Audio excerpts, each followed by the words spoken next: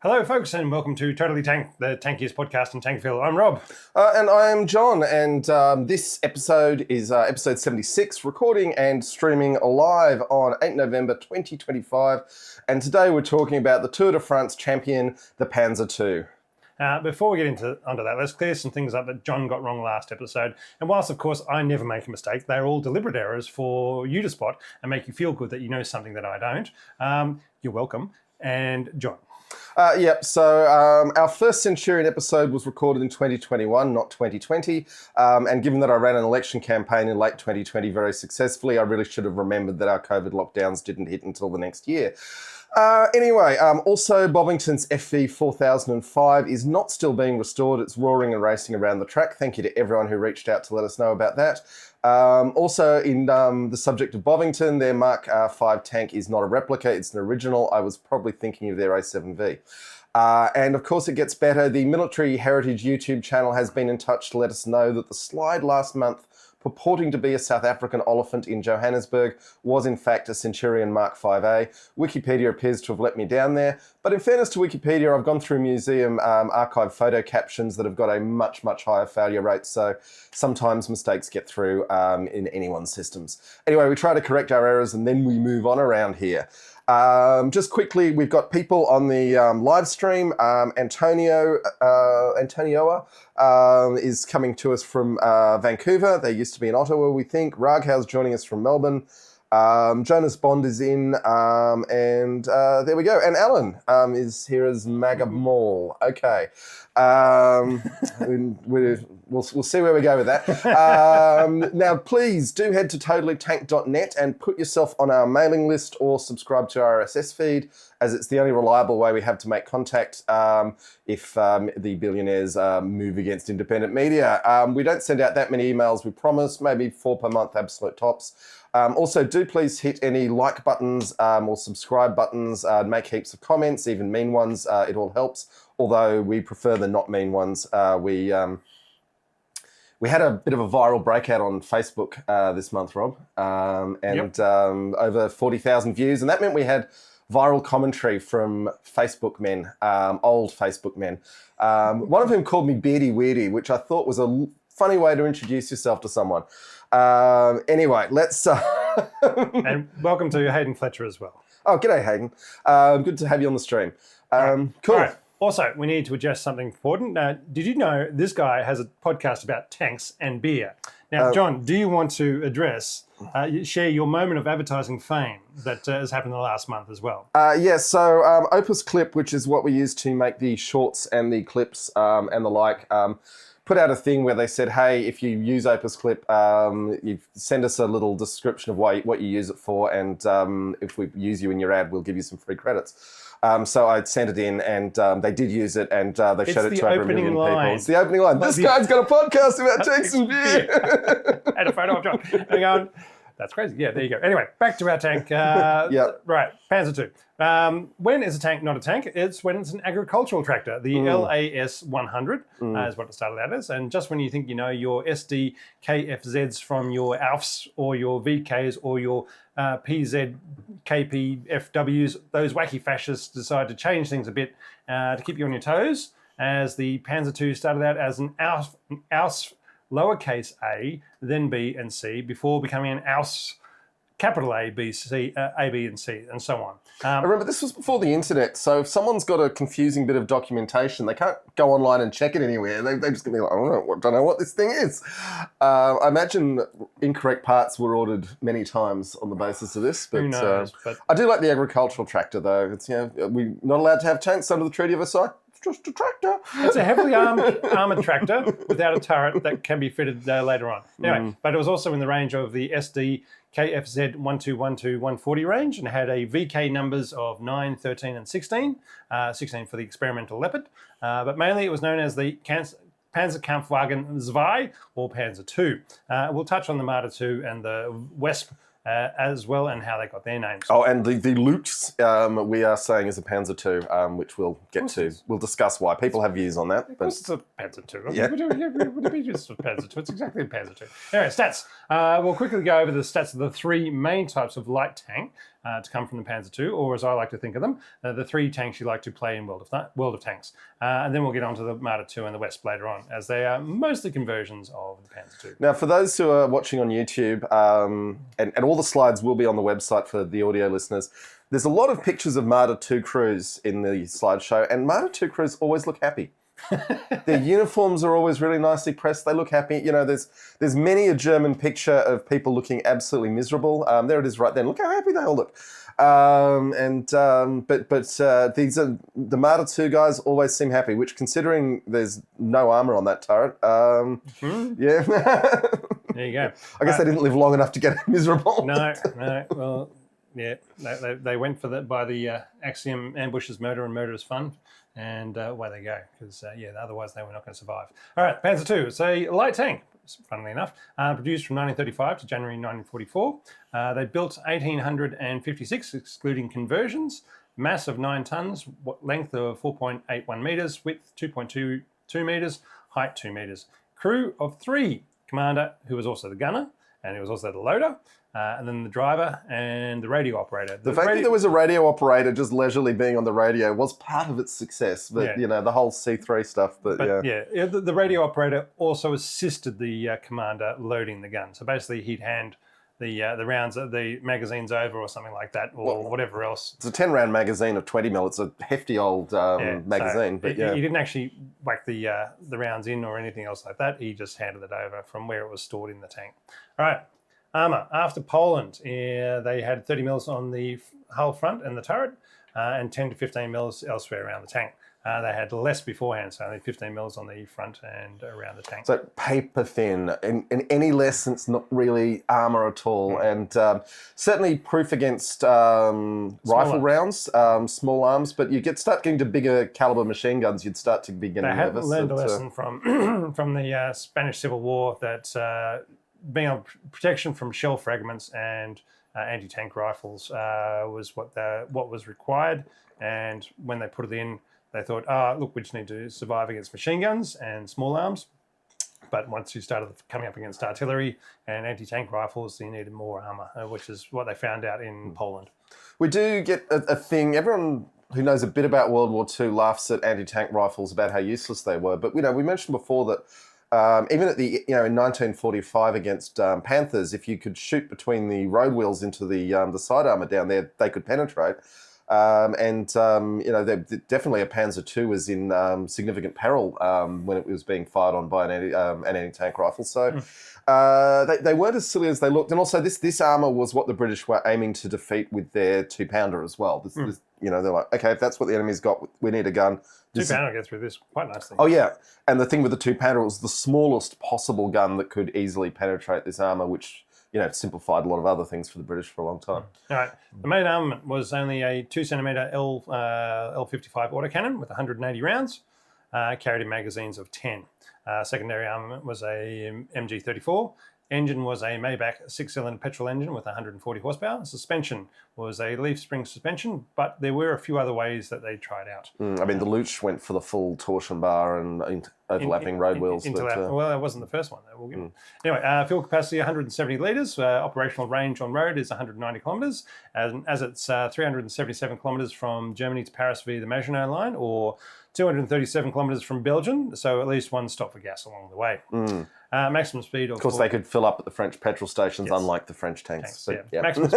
Maximum speed of only 40 kilometres an hour, so not that fast, but fast enough. Now, the other fun one, we're talking about the Luch, which means lynx, as in the small feral cat, wild cat, whatever you want to call it. Feral. It was the one I chose for the Can You Guess the Tank competition, was a Luch, and that was... that was chosen largely because it didn't have a museum plaque in front of it. And I do want to say, for anyone taking pictures of tanks in museums, it's okay to move the plaques out of the way for your shot as long as you put them back where you found them. You're respectful, yeah. But it really helps the photograph if it doesn't have the plaque sitting in the front. All right, so the Luch was a light tank in service from 1943 to 1945, produced from September of 1942 through till January 1944. They only built 100, with it weighed almost 12 tonnes at 11.8 tonnes, length of 4.63 meters, width 2.42 meters, and height 2.21 meters. Crew 4. Commander, who was also the loader, the driver, a gunner, and an operator, the radio operator. So they actually managed to fit a second person in the turret because they had a bigger turret, because of redesign, had a bigger turret. Armor, they had 30 mils on the front and the turret, and with sometimes added another 20 mils around the on the front and the turret, with 20 mils of armor on the sides and rear. Main armament again was the 2 centimeter. This time it's the KWK 38 with slightly longer 65. L65s, slightly longer and centrally positioned. So quite a different looking turret, because the defining characteristic of the Panzer II is you've got the quite big machine gun sticking on one side and then the autocannon on the other, and almost looks like it's got, you know, two cannons in the turret. And the poor old commander sitting there trying to load both and fire both and deal with everything, and still at the same time looking out through his cupola that didn't have any periscope, so he had to stick his head out. Engine was on the Luch was the Maybach 6-cylinder petrol engine with 180 horsepower. Suspension was torsion bar suspension with 235 litres of fuel. On-road operational range of 260 kilometres and maximum speed of 60 k's an hour. Now, Raghow is asking, is the Luch actually a different vehicle? We've fallen on the side of the argument that says no, it really was a evolution of Panzer II. It's called a Panzer II L. Yeah, sure. Alf's L. Yeah, it was the Ausfell as well. Yeah. So, but I definitely see the point of view that it was a significant evolution. And Cornelius has joined us from Costco. You know, you're meant to have your eyes open in Costco, mate. You've got to duck and weave around those overloaded trolleys, but good luck. Yep. I admire the dedication of jumping in from there. Yeah. All right, then we have the VK16.02, which became known as the Leopard. It was never produced, but they thought about it really, really hard. It was designed in 1942. It was mass of 22 tons, length 4.74 meters, width 3.1 meters, and height 2.6 meters. But 22 tons. The base model is less than half that. I bet that's what putting armor plate on things does. Yeah. Yep. Armor, they had 50 mils on the front of the turret, and 30 mils on the side, and down to 16 mils on the top of the vehicle. Main armament was going to be a 50 mil gun, the KWK 39, with 50 rounds, and secondary armament of the MG42 because they wanted to make it more modern. The engine was going to be the Maybach HL 157 with 550 horsepower. That's a lot of horsepower. That's a lot of horsepower. This tank. And we've got Grumble Mark from Japan. Hi. Oh, g'day, mate. So yeah, a lot of horsepower, transmission, semi-automatic, so changing gears much quicker and faster. Suspension, torsion bar suspension, overlapping road wheels, operational range of 500 kilometres on road. That's amazing. Maximum speed of 45 kilometres. Well, again, they looked at it. They did up some wooden designs, wooden mock-ups, but they'd never actually built this thing. Okay, so some of these numbers aren't real, but yeah, they thought about them. They're anticipated or hoped for. Yep. They thought about them a lot. All right, design and development. The Germans knew where they wanted to go with their tanks, having one support the infantry and take out the fortifications with the Panzer IV, and one to take out the tanks, being the Panzer III. But their industry and the design just wasn't up to the task in 1936. Can you remind me again, Rob, how this concept actually differs from the much maligned British concept of cruiser tanks and infantry tanks? I mean, the roles are slightly different, but the idea is fundamentally pretty similar, and the British get mocked for it, and the Germans just went and did it and didn't get mocked for it. Because one was better than the other? Well, the German ones were generally all better than... because they were more generalist, whereas once you start specialising your tanks, they can't do either role, whereas as the Germans showed with the Panzer IV, it can do, once it's a generally good tank, then you can do either role if you want to take out fortifications and go with the infantry or take out tanks. Yeah, and the Panzer III and IV actually swapped over in their service life, with the Panzer III becoming the... Still... Yeah, but also... Anyway, it's just something I always find a bit interesting. And then you've got the British with their infantry tanks not having a high explosive round. But, here we have in the Panzer II... this is essentially a machine gun carrier, and because everyone thought machine guns were the decisive arm, and as the war went on, they went like, oh no, actually, high explosive is useful, much more useful in general. Yeah. Yes. So the experience of the Panzer I in Spain showed that they needed something now that could take out enemy tanks. So the Panzer II was designed with the 20mm autocannon as being enough to deal with the majority of tanks at the time. So looking at your Vickers 6-ton and so forth. And your Russian BTs. And it did come with a useful high explosive round, which in a 20mm, hello British saying you can't put high explosive in a 40mm round. And it also, with the tungsten cord armor-piercing rounds, was very effective. The problem was that the typical German war planning, they hadn't said how much tungsten have we got and how much we're going to need to fight a war, so that it became and almost... What else going to be used for that's got a higher priority? Higher priority. Will we actually have any tungsten rounds when we get into fighting? And the answer was no. No, you're not going to have the tungsten rounds. Welcome to Hans. No, you didn't miss out on the beer tube. All right, this was to be the interim solution until the Panzer III and IV could be built. The first design was based on the armoured tractor chassis of the LAS 100 that came from the Klein tractor project that would set the stage for the Panzer I with the layout of the chassis and the suspension as well as the radio operator in the hull. And let's just stress, a radio in every hull. And for when we get to why this weird little tank with barely adequate armament was actually extremely successful, everyone having a radio, giving extremely good command, control and communications has a lot to do with it. We've got a poll going, Rob. We do. Was the Panzer II a misguided stopgap or all the tank they needed? Feel free to jump on and span the poll as much as you like, as much as you can. And go from there. We'll see what we're like. Yes. Anyway, at the moment, it's 89% all the tank they needed. We'll see how that goes through the course of the show. Yeah. All right, with the addition of the turret, it became the lowercase Alf's A, and they hadn't quite learned what a good turret was at that stage, as they'd only been building armoured hulls, not turrets, because as we were saying before, you're allowed to build a tractor that has armour on it, but you weren't allowed to build turrets. A turret was really starting to push the definition of tractor, it's a wasn't roof, it? Roof for the tractor that happens to have a lot of armour on it. Sometimes the farmer likes to turn around and look. So the Alf's A had a one-man turret where the commander was the gunner, commander and loader with some help from the loading from the radio operator for both the MG34 and the 20mm gun. They wouldn't add a second person to the turret of a light tank until September 42 in the Luch. From that start, it was clear they had a successful vehicle from initial trials and decided to make changes to the second batch, which became the Alf's B lowercase. The hull length was increased, which improved the cooling of the engine compartment. The tank's mass grew, but so did the power-to-weight ratio, as they were able to install a more powerful engine into the larger compartment. But there were still some suspension issues, as the leaf springs were only lasted 500 kilometres before they had to be replaced. I just find that crazy because, leaf springs in cars are basically an indestructible component of the car. They obviously didn't have enough. To be smashing up your leaf springs. But this does get to, as tanks get heavier, the material science starts to give way and you need more and more exotic solutions. Similarly, the rubber rims on the road wheels. Yeah. As the leaf springs only lasted 500 kilometres and the rubber rims on the small road wheels did not last much longer than that. So the second batch of changes sought to fix most of the issues and became the Alf's lowercase c. The tank became a little longer, a little wider and a little taller. The weight increased again, and so another bigger engine was installed, which was the Maybach 62 TR 140 horsepower engine. Just a couple of comments I want to address as we're going on here.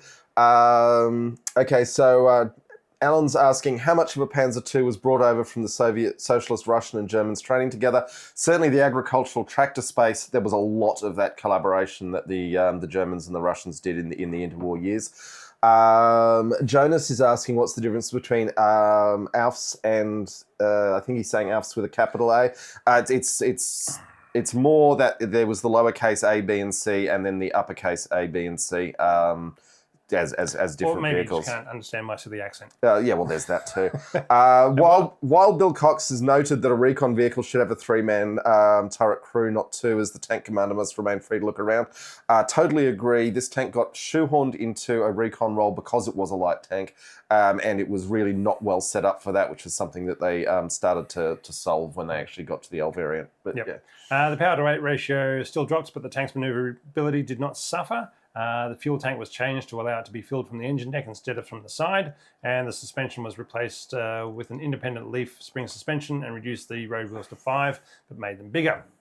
This became the end of development, having managed to create a very reliable suspension, and vehicles on this chassis were produced until June 44, and the mass of some of them reached 11 or even 18 tonnes.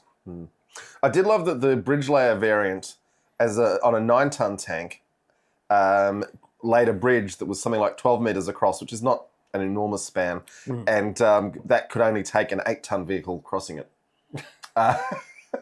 So, I mean, it's not useless in that you can get some 5-ton trucks across. You get your trucks across. It's for your logistics, I guess. But means your bigger bridges can prioritise the heavier stuff. Sure, but it did seem like an inadequate bridge layer, just as it was an inadequate flamethrower, because it was fundamentally a very small light chassis. But, yeah. All right, so when the contract went out in June of 36, it went to Mann and Henschel and Sohn, as Krupp, who had been doing most of the design work, was left out as they were already building the Panzer I. The Alfs C, lowercase, became the pilot vehicles for the Alfs capital A, which started in October 37 from Henschel and Son, which quickly became the Panzer II Alfs capital B tanks, rolling out in December 37. Even in February 37, when production was still ramping up, it was clear the Panzer II was only an interim vehicle, but the Panzer III was having suspension issues and could not get into production fast enough. So further companies that should have been building Panzer IIIs were then brought in to build the Panzer II. Alket started producing the Alfs B in 1938, and the Alfs C started rolling out in June of 38 when MIAG, M-I-A-G, was brought onto the contract. The last company brought on was Famo. Who made the enormous half-tracks. Yep. They were the last company brought in, but the need for repair spares from the Polish campaign meant that Famo did not actually finish the tank until November 1939. From 1939, the Panzer battalion started being filled by Panzer IIs, pushing out the Panzer Is as they waited for the Panzer IIIs to come online. The Panzer I remained the most numerous tank, of 1,445 units built, and the unplanned Panzer II was the most numerous frontline tank with 1,151 units built.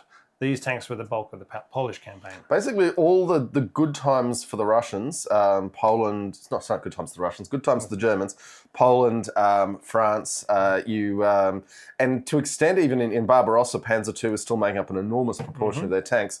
It was actually Panzer IIs. And of course, we've spoken at length before about the PZ-38T, which... its gun doesn't look enormous, but compared to a Panzer II, twice the size. Doesn't fire as fast. But so it's worth remembering that most of the great successes of the Wehrmacht in World War II was in this quite lightly armed vehicle, extremely lightly armoured. But it had a radio, and they could swarm with it. And they did take quite significant losses. The Poles destroyed a very large number. The Germans had a long, hard think about that before they invaded France.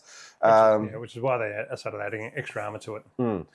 Such a large number of tanks meant a large number of losses. 83 Panzer IIs tanks were lost irreparably, and a large number were damaged. The main enemy of the Panzer II was not enemy tanks, but anti-tank rifles. Polish units also had a large number of anti-tank rifles, which were effective against the German armour. So, again, not the stereotype description of the war we get, but that's the reality, we think. Yeah. So outcomes of Poland, the evaluation of the Panzer II as a result of the Polish campaign was unclear.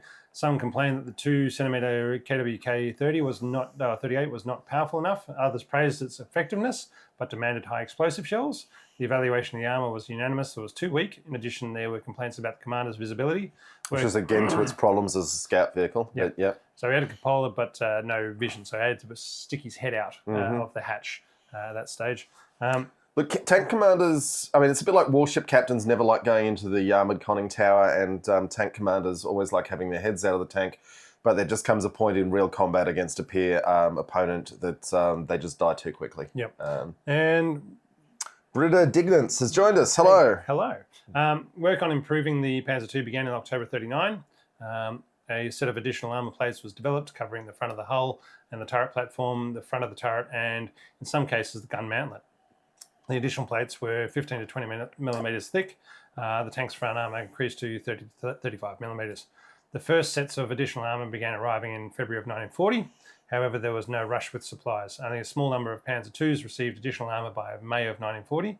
Another improvement was the TZF-4 sight with the new scale put into the sight, enabling accurate fire out to 1,200 metres. That's impressive for an autocannon. But yeah. No, it's still firing. Just, yeah, harmless. You guys remember me from Cairns? Britta. Yes, Britta. Yes. So just the way your name appears there, buddy. Yeah, good to see you here. That's not the way I'd spell it. Yeah. Getting in before the social media ban catches you. Good work. Operators. Well, it was the Nazis and their friends, so the operators of the tank and conflicts. Now, there are some rumours that the Condor Legion took a couple of Panzer IIs down to Spain for the Civil War for training and use as command tanks, but there's no photos of it, and I've never seen any proper documentation that they went. Still, if you were testing out and training your Panzer forces and expected to get them back, you'd think they would have gone, but there was nothing that I could find besides rumours and misidentified photos. It's a funny one because there's a lot of mention and stuff sent purely for evaluation would possibly be in different columns on the logistics stuff, but there's just not enough evidence to say it was actually there. Yeah. It was, and like there are photos of saying, oh, this is the Panzer II in Spain, and you look at it and say, no, that's Panzer I. That's quite obviously a Panzer I. Britta's got the good news that he'll be old enough by one day when the social media ban on teenagers comes in. So good work. I'm glad you're avoiding it. All right, World War II, actions of note. Poland, as we were saying before, with 970 Panzer Is still being used as a frontline tank. The 1,100 Panzer IIs still made up the bulk of the invasion force when the nearly 2,700 Panzers went into Poland in 1939. There were more Panzer Is that had been built, but not all were taken. So even by then they realised that, yeah, it's a tank, but do we really want to take all of them? Because that's just going to, who knows what's going to happen then. Then they went into France in May 1940. The Panzer II once again formed the bulk of the armour that invaded France, with 860 vehicles deployed to the 2,500 Panzers invading. Again, fewer tanks than Poland, as more Panzer Is had been removed from the order of battle. Many of them removed by the Poles. Yes, but they also took them out because they were getting more Panzer IIIs online, so they were pushing them forward. And, sure. And Panzer IVs, I should say. Yeah. But we've often said, any tank is better than no tank, and the Panzer II was just enough of a tank to be a tank, and to fill that role, and then combined with the fact that it all had radios and quite good range compared to a lot of other vehicles, and quite good speed, they were able to do very exciting things. Yeah. So the static line of anti-tank guns that France spread out as a thin line of defence could not concentrate enough firepower or traverse their guns fast enough for the fast-moving German tanks before they had breached their lines and were racing for the channel. That's a really interesting point, though, because often there was a lot of theorising in the early 20th century that speed could be a replacement for armour.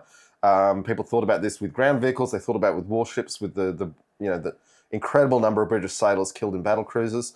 And generally it wasn't true, but in this case, the French heavy anti-tank guns that would have moosed one of these Panzer IIs if they'd connected with them, couldn't traverse quickly enough to deal with the speed of the vehicles. So speed actually was armour in this case. Yeah, as long as you weren't going directly at it, you could... And it's also poor planning by the French of how they were lining their things up. They should be from firing an enfilade position rather than down the line rather than directly forwards. Anyway. I think Alexander's joined the chat. Good to see you, mate. Lovely. Barbarossa. Whilst the 900 Panzer IIIs were expected to do a lot of the work during Operation Barbarossa and the invasion of the Soviet Union, the Panzer II still made up a large part of the force, with 740 Panzer IIs out of the 3,400 tanks that started in June 1941. So, but by the end of 1941, the Panzer II was mostly withdrawn from frontline service as a gun tank, replaced with the Panzer III. It would still serve in rear areas and as a recon tank with the Panzer battalions, but was not expected to take on T-34s or KV-1s. Which is lucky, because there's no way it would have made any difference whatsoever. No, well, you could get around behind it, and if you had tungsten rounds, would if you had tungsten rounds, and even firing to the rear of a T-34, let alone a KV, you wouldn't make much. You wouldn't scratch the paint too much. Models.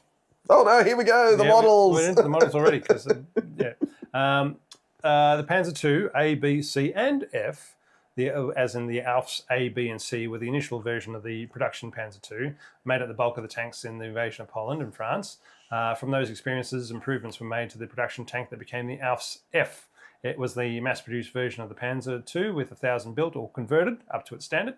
It had the increased 30mm armour on the turret, and hull from the start if it was built or converted. That's just the whole front, not the whole hull. But no, yeah. the whole front. So they're starting even with this to move towards what's become the standard, where you just cram the armour on the front along the axis of threat and try and make sure your tank isn't pointing in the wrong direction. Yeah. Commander's cupola with periscope and the fake driver's vision slit. So if you see any of these tanks around the place in museums, they may have one, they may have two, they may have three what appear to be vision slits on the front of the tank. One of which was a fake one, so that anybody with an anti-tank rifle would be aiming for the wrong spot. You do wonder how long that was effective, because we know that all armies produced little cards for their troops, with little arrows saying aim at this bit.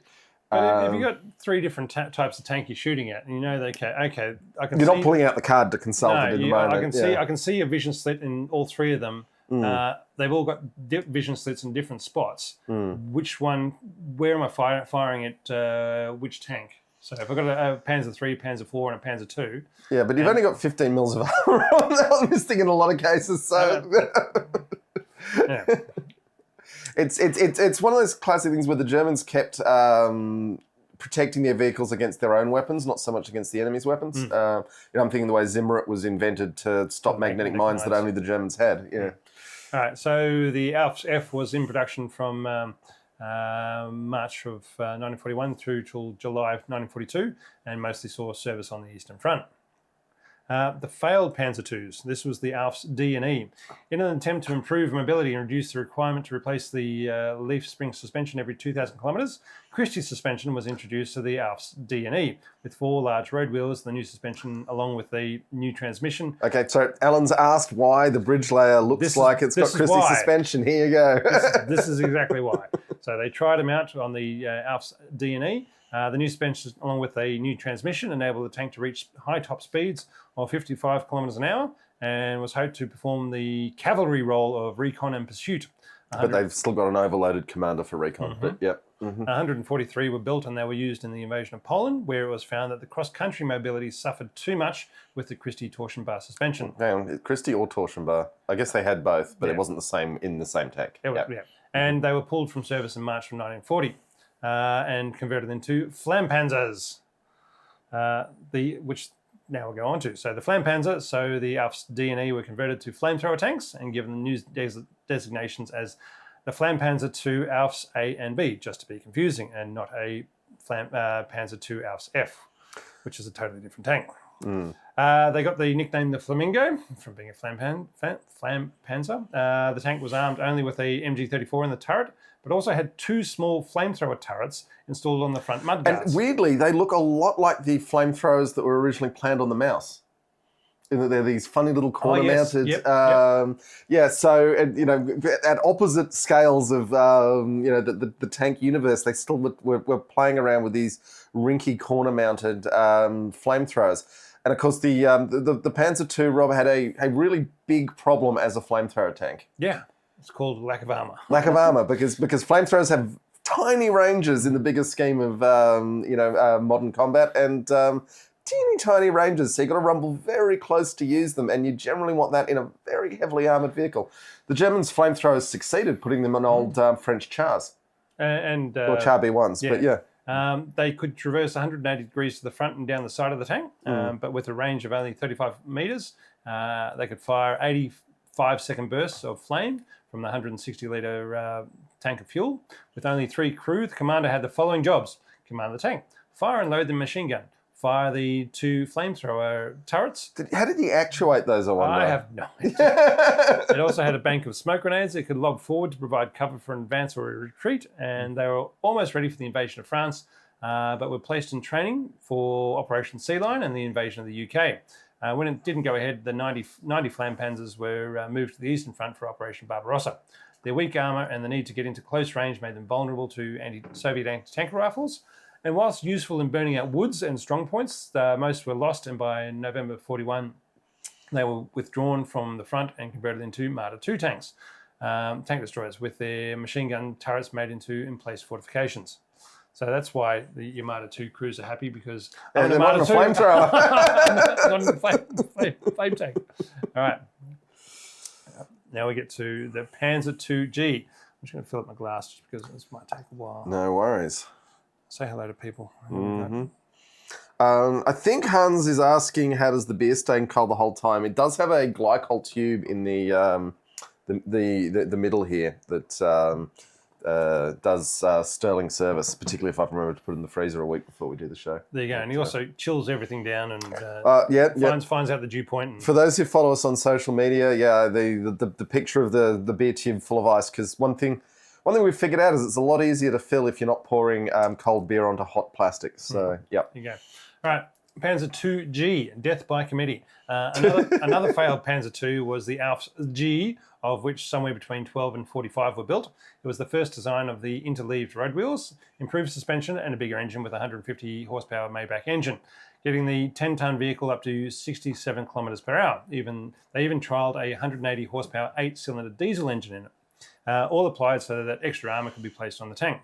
But the new transmission and steering couldn't handle it, and the design committee kept making changes to fix or improve the tank without actually asking what's actually needed and wanted by the people on the ground. I saw a really good quote just today of, it was Henry Ford saying, if I'd asked people what they wanted, they would have said faster horses. Which comes out of people don't actually know what they want. But yeah. And that was, they made all these changes up until the point the project was cancelled. One vehicle was painted up for the desert but does not appear to have crossed the Mediterranean. Most others were used as training vehicles, but some were deployed to the Eastern Front. There were more turrets than hulls built for the Alps G, so a number of the turrets were then installed in Western Europe as fixed gun emplacements. But fixed gun emplacements of a 20mm cannon, it doesn't seem like a great gun emplacement, really. But it's still a gun emplacement. Yeah. It gives some protection to the poor home guard guys who are standing inside of it. Yeah, the old men. Yeah. And the teenage boys. And the teenage boys. The Alps H and the Alps M suffered the same fate as competing designs to the G, with only one prototype hull being built.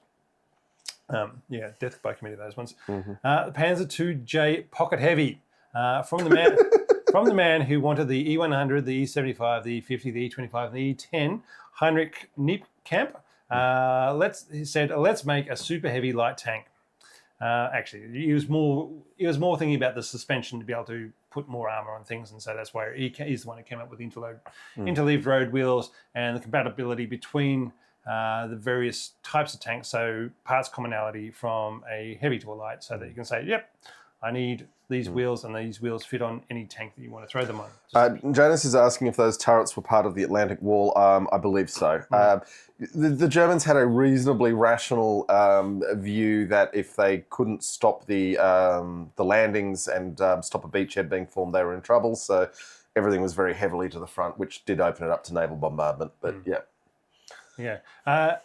A pocket heavy with 80 millimetres of frontal armour, 50 millimetres on the sides, and weighing 18 tonnes. Only 31 kilometres an hour top speed. That's pretty good for a tank with 80 millimetres of front armour. Too heavy and slow for recon, and got stuck in the Eastern Front mud and swamps, even with a slightly larger 150 horsepower engine. The first prototype came out in November 1939, and 100 were ordered, but they did not start coming out of the factory until 1943. By when its time and usefulness had passed, and the project had already been cancelled in 1942. Still only had the 20mm gun, so no good versus Soviet armour. But it wasn't supposed to take on enemy tanks. It was a heavy recon tank. Which is an idea that no one's really ever asked for, is it? No. The idea was that it would recon forward, and if it ran into trouble, like a T-34, then it could pop smoke and get out of there using its armour to survive. Only 22 were built. It had overlapping road wheels to spread out the weight, but didn't do enough to save its mobility. I'm told it's a good low-tier seal clubbing tank in World of Tanks, as you don't expect to come up against that much armour, but I can't remember it much myself. I'd much rather the Matilda. Oh, there we go. Yeah. Alan's asking us, we're not watching Fisk, do we have an HD Ford Ranger truck? Look, many of my neighbours have enormous Ford Rangers. I have so far resisted the temptation to let their tyres down at night. The Ford Ranger is taking over the Australian roads, and one day they will get theirs. Well, it's largely a failure of tax policy is been driving that. But anyway, let's keep talking about tanks. Yep. Oh, and while Bill's noted the J would have been a more sensible Flampanzer, that's a very good point. Very good point. That's well said.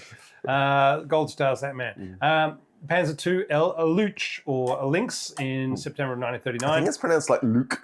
But anyway, you can just go with what you want. In Strine, I can pronounce it however I feel like it. Right? Look, you've mastered Elegant, so you can do anything. Phaser. In September of 1939, after the invasion of Poland, Germany determined that they needed a fully tracked recon vehicle, as the wheeled recon vehicles they had up to that point were not good enough. And so the Panzer II Aufs L was developed, which became known as the Luch. Luke Skywalker, I don't know. It was to have a crew of 4, finally, with the radio operator being essential for a recon vehicle. It was to come with the interleaved road wheels and wider tracks for greater mobility.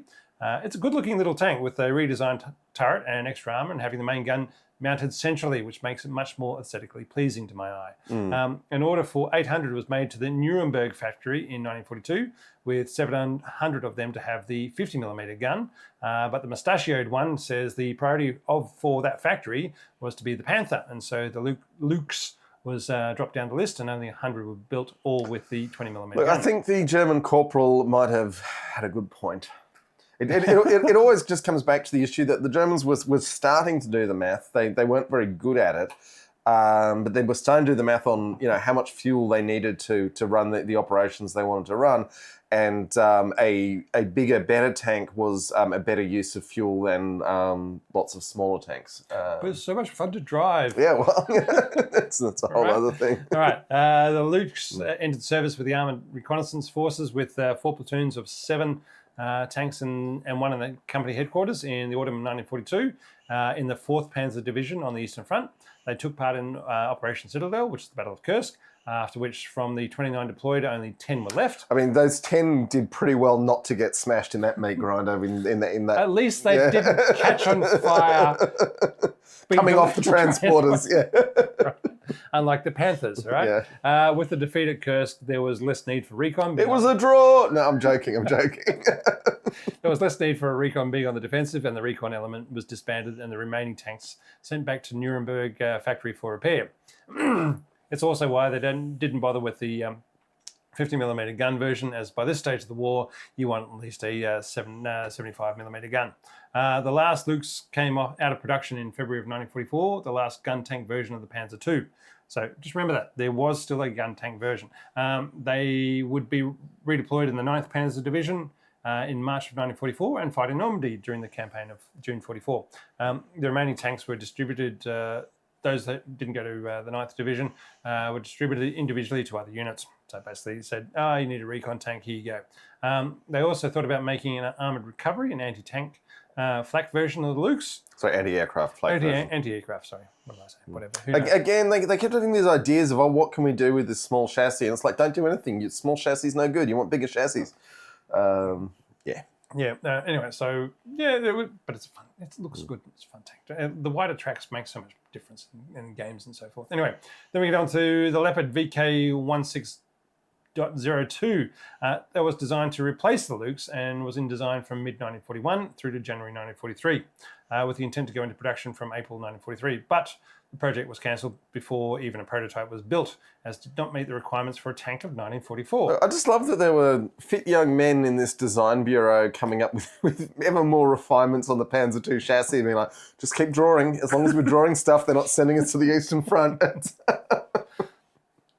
All right, 22 tons, 550 horsepower engine, 50mm gun, 50 mils of armour and able to travel 550 kilometres at 45 kilometres an hour with good mobility and fitting in all the improvements that couldn't get into Lux. That's a pretty good thing if you want to be running around it. So it was just an improvement. And look, we won't go into the Skoda T15, which, whilst very similar to the Panzer II and sometimes called the Panzer II Skoda, it's a different tank. Yeah, if it's coming out of the Skoda works, it ain't a PZ2. Yeah. Variant. Here we go, the Marder II. Everyone's happy. The happiest tank in World War II. I'm not sure about that.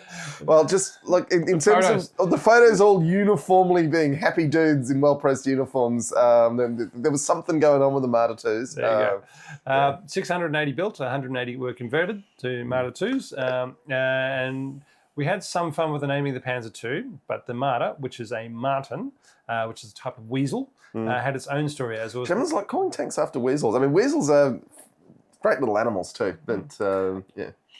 And vicious.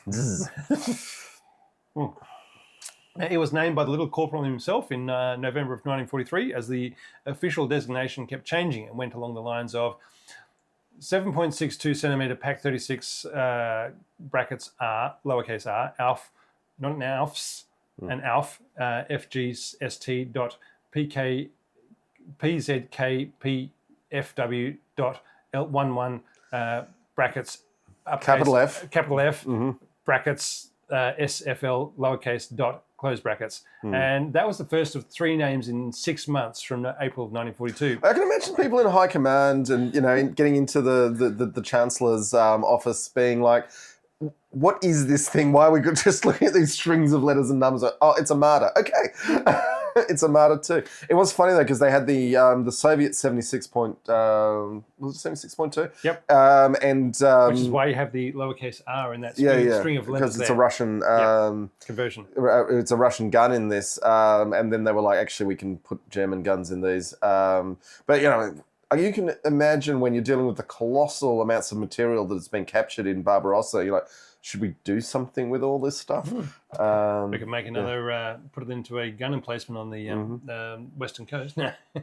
Now, Britt has asked, were the Wesp and Marder II the same except for the gun? No, radically different. The Marder II was designed as a tank destroyer, so horizontal fire, and the Wesp was an artillery piece, so high-angled fire. Yep. All right, so that was one of the names in the of the 3 names in the first 6 months, with another name coming along similar to that in 1943 and another in 1944. So that's why the little corporal came along and said, yeah, you know what, we're going to call this one the Marder. Yep. The first one's converted from the failed Flampanzers. They used 150 captured Soviet 76.2 millimeter guns. They captured so many of them in 1941 that they wanted to use them for something, which were rechambered to the German 75 millimeter rounds. They only carried 37 rounds, which was not enough for a tank destroyer, as it was estimated it could take up to 6 shots to destroy a tank. Mostly deployed on the Eastern Front. Later vehicles would be armed with a German Pack 40 75 millimeter gun. Like doctrine for most tank destroyers, they would be positioned on the flank of an attack to protect them, or set up for ambush on defence. They would go forward as part of a counterattack to hold the objective, only until other dedicated forces arrived, when they would leave the position. But it was never to be used instead of a Stug or a tank. So as an open-topped vehicle, they were vulnerable to weather and artillery. After firing the gun, the radio operator would have to check the valves in the radio, which could be dislodged due to the power of the gun blast in the open fighting compartment. That's just an interesting problem to have when you've massively upgunned a vehicle. Yep. You've got an enclosed fighting compartment, but not a roof on it. But basically, all the backblast is still coming into your little area. Yeah. And if your radio, which was in that fighter compartment rather than down in the hull, where it had been in the Panzer II, it was on the side of the compartment. It could get dislodged and so forth, and your valves and your crystals and whatever else they used. But it's something that in this era, when we've got little radios in our pockets, talking about mobile phones, that can talk to any other device anywhere in the world. But you drop them. But you've got to remember as well, though, that in the 1930s, American police cars with Packard 6-cylinder engines in them had to redline the engine to operate the radio. Because the power usage with when you're using valves to run your radios was colossal. So a radio was a very different beast than to what we live with today. And Britt was saying, no, look, the superstructure, no, they're very different, because the Wesp, the engine was moved forward, and the driver and transmission was moved forward, whereas the Marder, basically they just put it the fighter compartment on top. It was different. Anyway, but having a high-angle gun requires a totally different mounting and a totally different turret. So they were significantly different.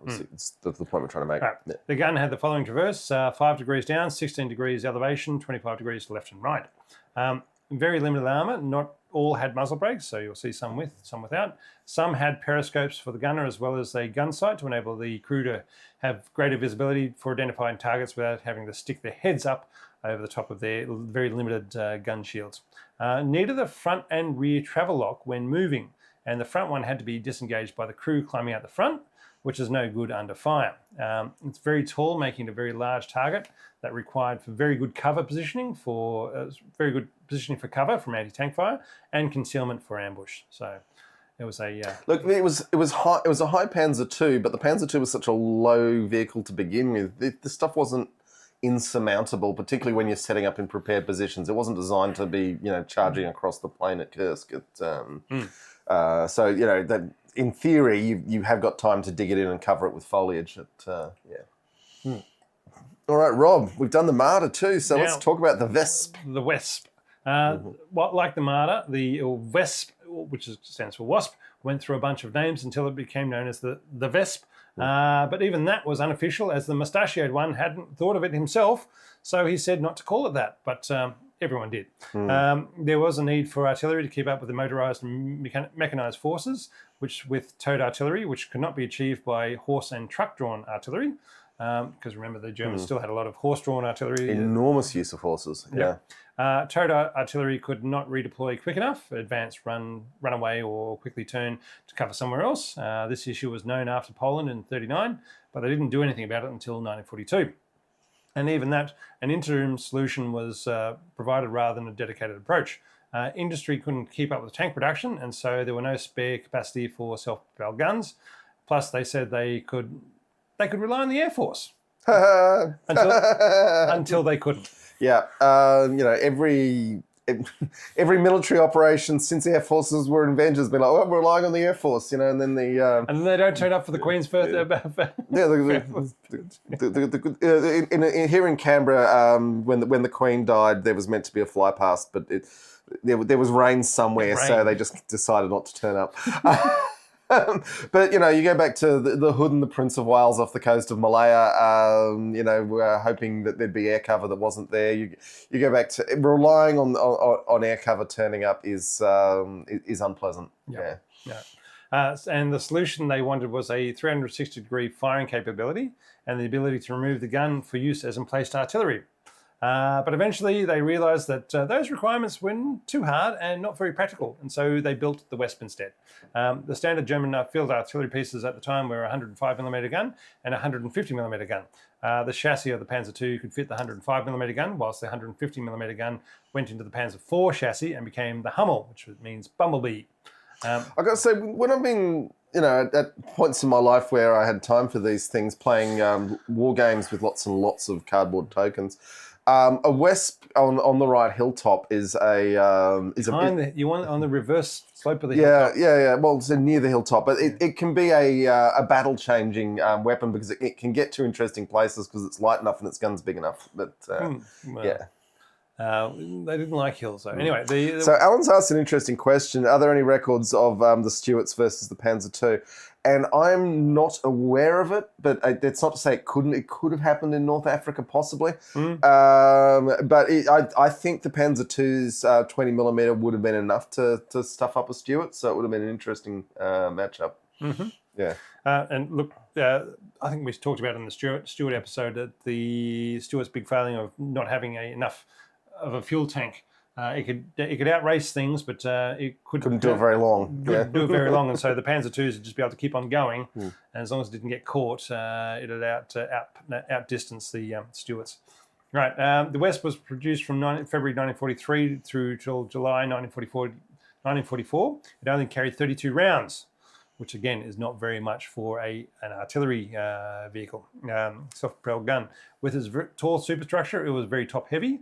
It was found to be good for the Eastern Front, where the extra height and visibility was not an issue for an artillery piece, unlike a tank or a tank destroyer, but it was not great for the mountains of Italy, where traversing across a hillside was a very dubious proposition. As it threatened to topple over at any moment. That would end up with your Wesp crashing down the side of a valley.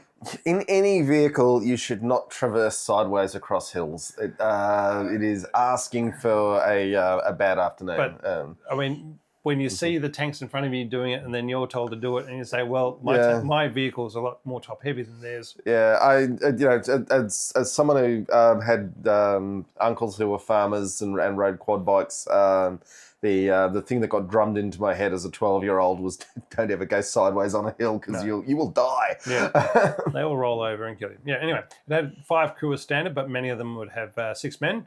and being such a small chassis, it really limited the gear they could take with them. They built 680 gun vehicles and 160 ammo carriers. So I feel like they needed 680 ammo carriers for 680 gun vehicles, but there we go. So a fifth of the fleet was taken up carrying ammo. So the ammo carriers could carry 90 rounds rather than being a gun tank. But the gun could be removed and placed in an ammo carrier. So they did have that sort of flexibility. It had a 17 degrees left and right traverse for 34 total. The engine was moved forward and behind the driver. The 105mm gun had a range of 10 kilometres with a 42-degree max elevation and -5 degrees depression. I'd love to know what sort of day they had to elevate to -5 with this howitzer, but yeah. Yeah. Who knows? It weighed 11 tonnes. And things aren't going to plan when you're pointing down that far, that's all I'm saying. Well, you're on the reverse slope of a hill. You're sure. Taking out the baddies from there. All right, it weighed 11 tonnes and go 40 kilometres an hour on road, 30 kilometres an hour off-road with the same 140 horsepower engine as the Panzer II. 280 litres of fuel for 220 kilometres or 140 kilometres cross-country. To deal with the extra weight, the leaf spring suspension was widened from 80mm to 98mm, and some vehicles had vertical volute springs added to increase the suspension. A battery was 6 artillery vehicles and 2 ammo carriers. They performed well on the Eastern Front. Their reliability and range meant they mostly survived. There we go, mostly. Yeah. All right. But I mean, when you've got a 10-kilometre range and you're calling in artillery missions, you really shouldn't. Like your team's having a very bad day when you're taking fire directly. That's the point, is that that's why I think they probably had a happier cruise than the Marder IIs, which actually had to be up to fighting. The pictures of the Marder IIs, they all look very happy. The Wesps, they just look like, average Germans. But there you go. Yeah. Swimming tanks, the Panzer II with Schwimmkörper, a sealed Panzer II with 2 pontoons to allow it to float. They were prepared for Operation Sea Lion, but returned to normal service afterwards. Yeah, this was this whole idea. Well, we'll just we'll just float across the English Channel. There was this idea the Germans had that basically the Channel crossing was just a slightly more complicated river crossing. And to the extent that in World War I, the Germans have been doing amphibious operations in the Baltic against the Russians with great success and ease compared to the heavy weather the British had made at Gallipoli. You could see why they thought that way, but obviously, everyone who's ever wargamed Operation Sea Lion since has been like, "No, you guys were going to lose badly." Yeah, the war would have ended in 1942 if they'd attempted Operation Sea Lion. They didn't need a divine wind to sink the Khan's fleet. It was just the case of the North Sea would do it for them. Well, but that and the Royal Navy let loose on the invasion fleet. But yeah. All right. With a reliable chassis and engine and no longer effective on the front, the number of hulls were converted into bridge layers, ammo carriers, and gun tractors. Legacy. Well, here we go. Okay. My thoughts. All right. It was the bulk of success in a light tank. For a tank that was only an interim solution whilst waiting for the Panzer IIIs and Panzer IVs, they achieved a great deal of early war success. Germany was able to build enough of them, and they were just good enough to perform the role that was assigned them against the opponents in front of them. Now, that's the important part, the opponents in front of them. Fast enough to evade the static anti-tank guns, and all had radios for good communications. They were reliable and manoeuvrable enough and in enough numbers to win in Poland and France. They achieved enough in Russia for the Nazis to get into trouble. And now, let's stop and think about this for a sec. If Barbarossa had fizzled out in Ukraine/Belarus, what would have happened? Would the Soviets have counterattacked too early and then been too weak against the fascists with shorter supply lines who are not fighting in winter? Who knows? I wonder if anyone has written an alternate history novel based upon that premise. There you go. If anybody wants to do it, sure, go for it. Yeah. I don't know what Newt Gingrich is doing these days. Send us a link. But, didn't he die the other day? Anyway. No, that was... anyways, back to the Panzer II. After all those early wins, after the tank was no longer suitable for frontline service, there were enough of them, and the chassis was good enough that they could be converted into vehicles that were still useful to carry out anti-partisan activities or used as training vehicles. They were deployed in all theatres of the German army. Not a great tank, not a special tank, but a tank that there were enough of them and they were just good enough to get the job done. Just enough of a tank. And also, when you think that, they were like, oh, well, this is interim until we get Panzer III and IV, but Panzer III and IV fundamentally became the interim tanks before the Panther and Tiger II. So, and Panzer II was there in large numbers for the winning bits. So it's just funny how your interims tend to become the things that do the work. But yeah. All right. Playing World of Tanks, and it's been a little while. I'm very partial to getting a platoon of light tanks, especially the Leopard and Luch, and running and gunning at speed, circle strafing the slow or no turret vehicles, and then running away to hide as your clip reloaded for over 30 seconds. Look, I as a really bad World of Tanks player, I hate facing a Panzer II. They just go dakka, dakka, dakka, dakka, dakka, dakka, dakka, and you just get confused, and it's terrible. Yeah. One of those shots are bouncing, but everyone's, if they can get it behind. Look, when I play World of Tanks, my rounds do nothing to the enemy, and theirs smash me. Yeah. It's the fun of watching their turret trying to traverse around, and while you're circling around the tank. Dakka, dakka, dakka, I'm going faster than your turret. No. All the while trying not to drive off a cliff, run into a wall, or worse yet, accidentally ram your target, because as soon as you do that, you blow up. You blow up. Some games are awesome and you make a difference, but most are over quickly and you get to jump into another battle and try something else. Then we have... tell us the Girls and Panzer report, Girls and Panzer. There are many instances of the Panzer II being used by the teams in Girls and Panzer as it's a common early war tank. But strangely, none of the Lukes, which existed, or the Leopard, which didn't. The Marder II and Wesp don't appear, as Girls and Panzer don't use tank destroyers or self-propelled artillery in their battles. On the one instance of the Luke's was as a name of a convenience store in the background of a battle. So they know it exists. They just didn't want to roll it out. I suspect the Girls and Panzer people know a lot about tanks. But I do. All right, the poll. So a misguided stopgap has really made a comeback. It's up to 27%, and all the tank they needed is running at 73%. So there we go. There you go.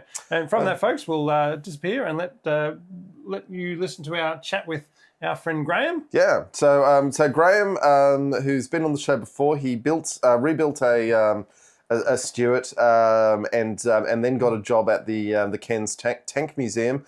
But now he's returned because he has a young daughter, and his wife said, "Get home." Each one to spend time with his family. Well, yes, exactly. But the Tank Museum has now put out an ad. I shared it. Yes. Yeah, call for anybody who would like to work in the Tank Museum as a mechanic. Essentially, we're assuming to replace Graham.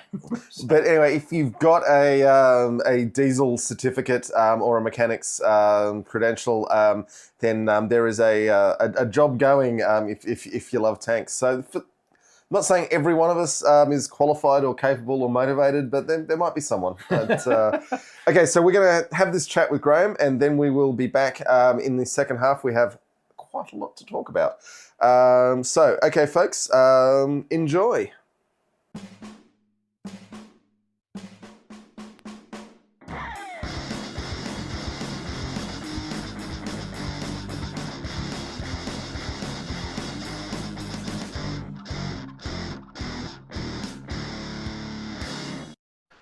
Okay, folks, so it's our very great pleasure here at Totally Tank to be joined once again by Graham, aka XA Coupe Guy, who has spent a year with the tanks at the Australian Museum of Armour and Artillery and is now a free man to pursue his social media dreams now that he has returned to his family. Graham, welcome back to the show.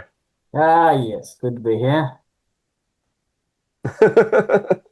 Now, I guess the first question I've got, and I know Rob's got a bunch of questions, is, so you spent a year maintaining a whole bunch of tanks, driving a whole bunch of tanks, and can you tell us which one you hated the most and which one you loved the most? Oh, that's a long list. Favourite, straight off the bat, is the Leopard 1. Because it's so easy to maintain, or is it just amazing to drive, easy to drive, easy to work on? It's just, they nailed it with that vehicle. The T-70 so the Mercedes-Benz of tanks. Favorite. What was that? Excellent. And which one did you hate the most? Oh, there is so many. Well, I wasn't fond of the. Now, speaking of the dangers of a workshop, you mentioned one of your latest videos about the singing habits of your fellows in Cairns there. Did you ever join in? And if so, I what don't was have what? a singing voice at Neither do all. I. That doesn't stop me joining. Oh, everyone always did that. I wish I filmed it because I was working on the T72 just well, after I'd done the engine priming pump and I was running it up and it was sort of poked out the doorway to, stop the exhaust gases and stuff.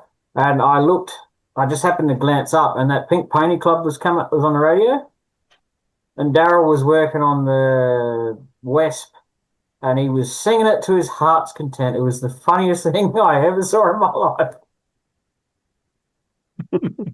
I mean, Shovel And Roan's pretty awesome, but Pink I'm Pony Club is a interested the old crowd boys favorite. are so up with their contemporary pop music.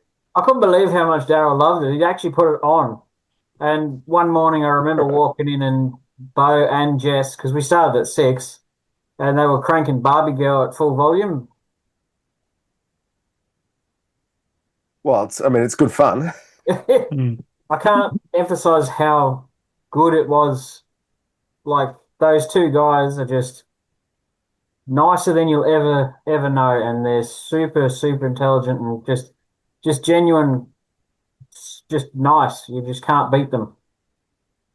yeah. And so, do you think you'll head back up to help out with Armourfest next year or any future years? Well, if I get an invite, I'll go back up. I won't be doing the big long stints before because I've got a life down here nowadays. Mm. But help out a couple of times if I get the invite because there's loads and loads. Like the amount of people who want to volunteer is just endless. You're just like, oh my God, really? Right. And okay. And now that you've settled back in Adelaide, have you returned to a normal getting up time in the morning, or are you still getting up at 5 o'clock, or is your household a bit later a riser? I try to be operating about 9 nowadays. I had to get up at 5:30. I realised that 5:30 in the morning at Cairns was like 5 o'clock for everyone else. That's the time you got up to go to work. You're just like, oh my God. But you did get to finish super early, so you're like Mm. 2:30 in the afternoon. It's like half a day back. Yeah. Now, Yeah. for our international audience, that's mostly to beat the heat of the day, yeah? Oh, you don't want to be there in summer. Mm-mm. Like you got to remember that Cairns is very tropical. It is like humidity all the time. It never stops. It's Mm. just like when Armourfest is on, that's when the weather's probably the least humid ever. But Mm. summer, like the wet season there is the most unpleasant place to be ever. I'm assuming the wet season coming up was one of the reasons that you thought, I'm going to head back to Adelaide. Oh no, it was the No? daughter, but yeah, I was like, oh, at least I got out before it kicked off. And with your XA Coupe channel, Mhm. now, did you have to go out and buy yourself another XA Coupe so that you didn't have to rethink the channel name? No, but I happened to end up with one. I know. I saw. That's what I'm I saying. accidentally bought another Falcon the other day. It was meant to be the parts car for that coupe, but it turned out to be kind of special in its own right. Sort of landed on my feet with that one. I was like, whoops. And then there's the Stingray, the yellow Corvette Yeah, Stingray, and you just got got that to one too. say, I'm trying to get rid of that one because I want to fund some other things. but you've only just got it, so you got to have some fun in it first, I've had don't some you? fun with it, but like Okay. it's the kind of car that the way it looks and it's leery and it's loud, and you always want to put your foot into it. It's going to get you in trouble. Or at least me, I've got a very lead-weighted foot. And the left-hand drive must make things Is that a the bit. That's easy. That's easy, Yeah. is John. that the old fiberglass hull? Yeah, they're a fiberglass car on a steel chassis. Yeah, right. I saw But your they're video on it. beautiful, so I saw your video on the other day, and I saw the exhaust pipe, the pipes going down the side beside the driver's door, and I'm thinking that'll burn the back of your calves or something, or is it pretty safe? Well, after a long drive, you want to do a bit of a hop as you get out. You want to get over them. I don't know what the legalities of side pipes are, but I know on that car they function. with all the work you seem to be doing, you seem to already have 5 cars on the go since you've been back from Cairns, and your work rate and output has just seemed so incredible. And you just seem to know exactly what you're going to do with each car as you're doing your videos. And it's just, I just want to say, it's really admirable. Just watch you going through them and just going. I wouldn't know where to start with any of those sort of things. It's a case of you going from one to the next and saying, "Oh, I'm going to strip the paint off this and get the rust off that, and then I'm going to do this on this car," and it's just, yeah, amazing. And then seeing the yellow Corvette is really nice. I don't know. I've this is what I was doing before I went to Cairns. I've just sort of got used to being able to do all this, and I know these Falcons inside out and upside down. I just know what I'm doing. I just don't even have to think. And with the Stingray it's nothing purchase, like was actually. it just an opportunity, or I didn't actually Go, Rob. expect to buy a Falcon hardtop again because they were so unbelievably expensive. I thought, oh well, right place, right time. I thought maybe. It's a cool car. I mean, I had the it Jeep, is? I had a Willys Jeep before that. It's actually you watch Lottie the Tank Whisperer. She's actually doing up the Jeep that I owned briefly. Oh, okay. So like I It's had a it. small world. Well, the Jeeps aren't. Well, it Cairns. Where are we going to get another one? So I'd bought the Jeep from the guy I sold my tank to, and then it just didn't. The ducks didn't line up, so I went all right, and then I sold it back to him, and then he sold it to them, and then sold it to a client of theirs, and then they're restoring it. But it's funny how the Jeep just keeps moving around. Now, we're interested in your car restorations, but for us and our fans, the tanks are where it's at. Have you got your eye on anything? Is there a dream tank you'd like to do up that might be, I'm not saying it's out there, but on the horizon? I've got.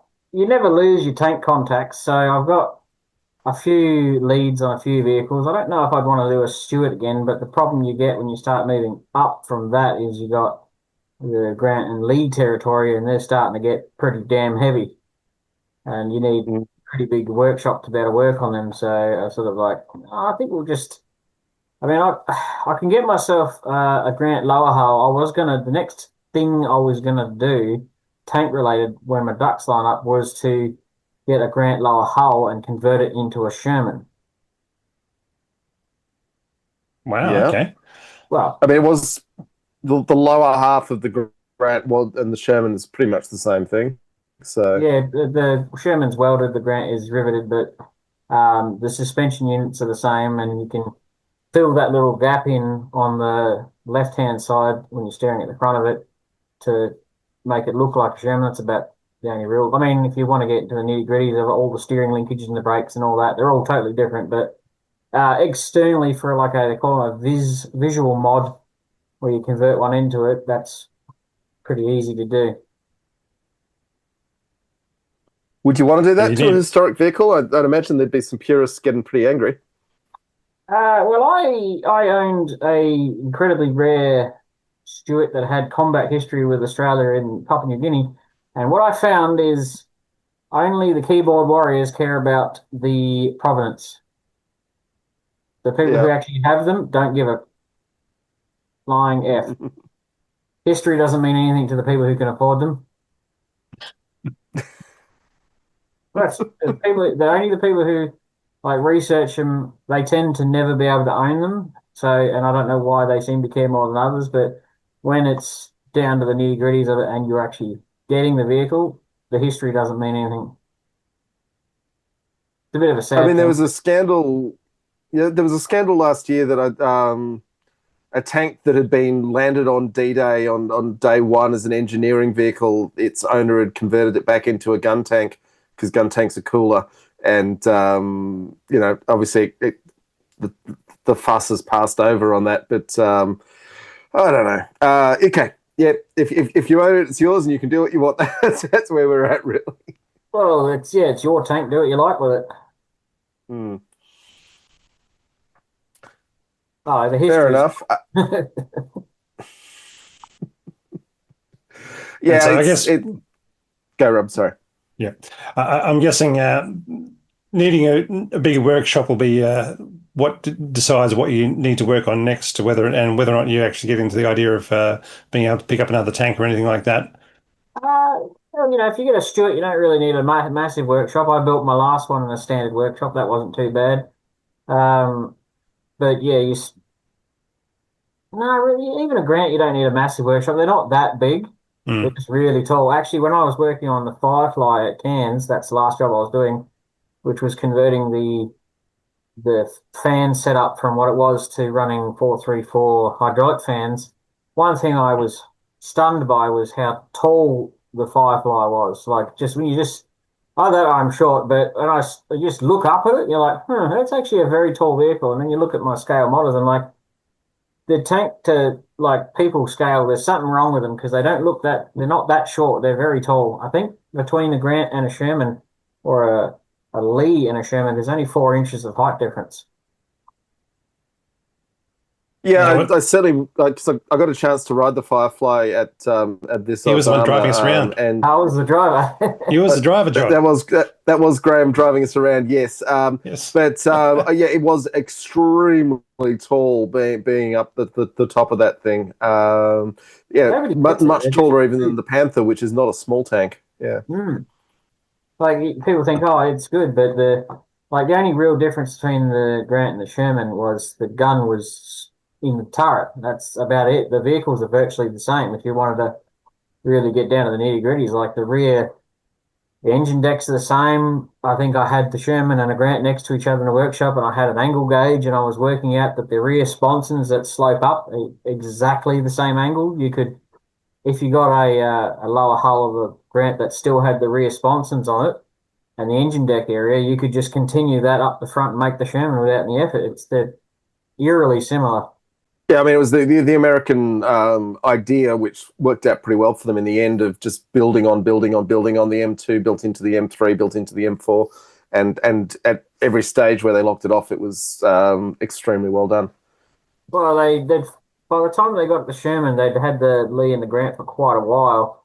I mean, not really in the scheme of things. A lot of tank development in a very short period of time was World War II. But they fine-tuned all the mechanical bugs out of them by the time they got the Sherman. That's why they were so reliable. Mm. And those radial I engines, guess the 965s, they unbelievably good. I guess I'm curious with now that you've spent a lot of time with a lot of different tanks. Have you got any takeaways on what makes the good ones or the bad ones from at the point of view of someone who's swung spanners on them?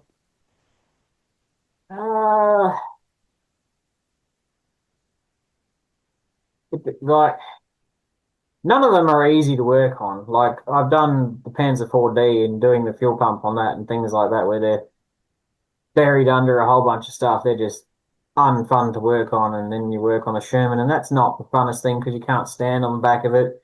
The T-72, everything's buried under everything, and you try and say the oil priming pump that you only get a hole about this big to get everything out of.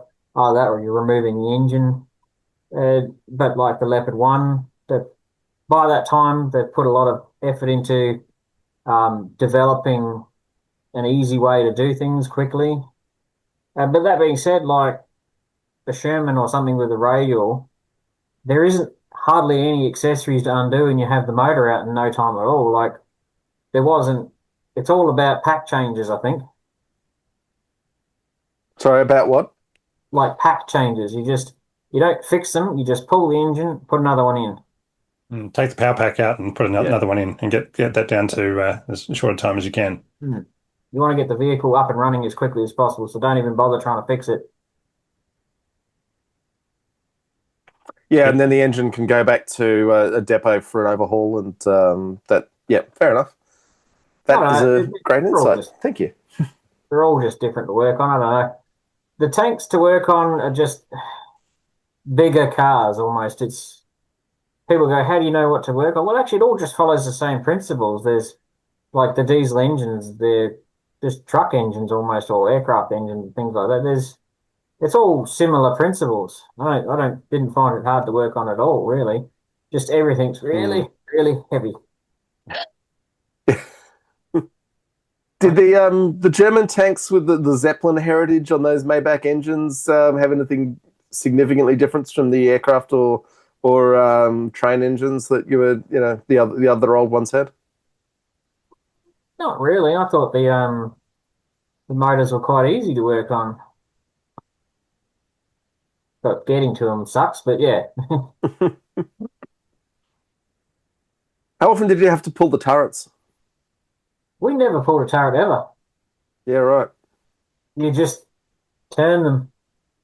Yeah, right. They're designed to be in a certain spot when you want to take something out. Basically, it's a pain in the rear end if you say the Firefly or something, because it had that huge bustle hanging off the back of it because you got to turn the turret all the way to like 90 degrees to be able to get it. Whereas on some of them, you can just turn it a little bit. Like that T-72, that was a pain because its turret only sat in one spot. And because none of the vehicles there have powered turrets, I don't think we ever powered any of them up to make them hydraulically traverse.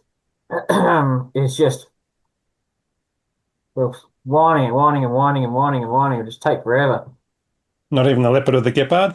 Uh, the only vehicle that I know that the turret works on is the M48. But nobody knows how to turn it on. You just drive the thing. You don't know how to drive. You don't know how to command the turret. I can drive that, no worries. Yeah. But I don't know how to turn the turret on. The person with all of the knowledge is Jason. He knows how to do. He's got more tank driving knowledge than anyone there. Yeah, it's an interesting thing to me that, I mean, because we go to tank festivals. Well, we go to one tank festival a couple of times. And so we get to experience the tanks from actually riding in them, which is significantly greater experience than not riding in a tank. And you've had the experience of driving a lot of the tanks, which is a greater step of knowledge up from that and maintaining them. But then there's all the stuff that festivals and tank museums don't do, which is fighting the turret and firing the guns. And that's kind of like a whole level with these historic vehicles that we're all just guessing at, I guess. I think when they first started doing Armour Fest, they did reenactments and things like that, but it slowly geared itself towards making money. So that's why it sort of scaled down to just giving rides. And I don't know anywhere you could go and pay, I don't know what it was to ride in the T-72, but it wasn't a lot of money. And where do you go in the world to go ride a T-72? And as long as I'm told that the Canadian tank festival at Oshawa, Okino, does sell rides as well, but it's very limited. Yeah, and our good friend at the show, Alan, will point out that you can go to Las Vegas and they've got a bunch of tanks there you can pay to ride in, but it's still a limited experience. Yeah, there's not many places. I know the Kino ones, they also do reenactments. So if you're lucky enough to be part of the crew, they'll be manning the turret and firing the guns and so forth. But as you're saying, John, you can probably also do that in Florida, Texas, or Vegas.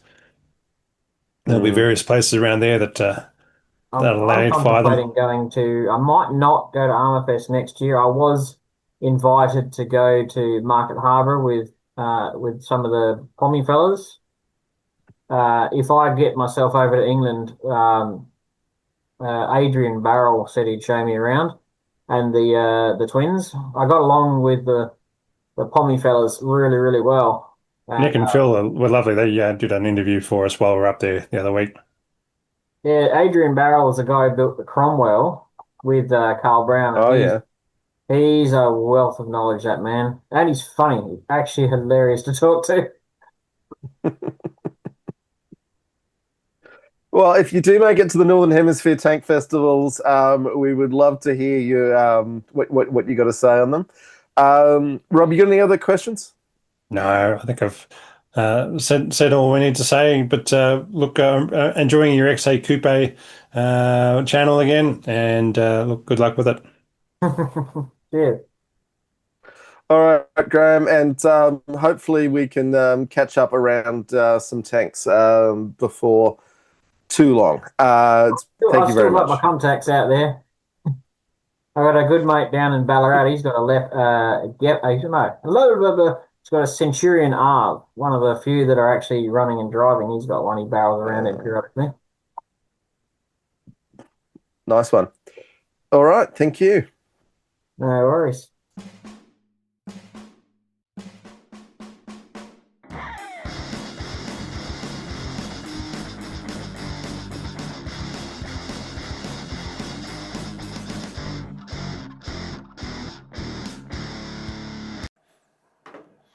And we're back. Thank you very much, folks. I hope you enjoyed that chat with Graham. There are a few eye-popping moments. Mo knows there was one that was so eye-popping we had to take it out, but that's okay. All right, we want to quickly thank our patrons. And actually, before we do that, Rob, our patrons have paid for something.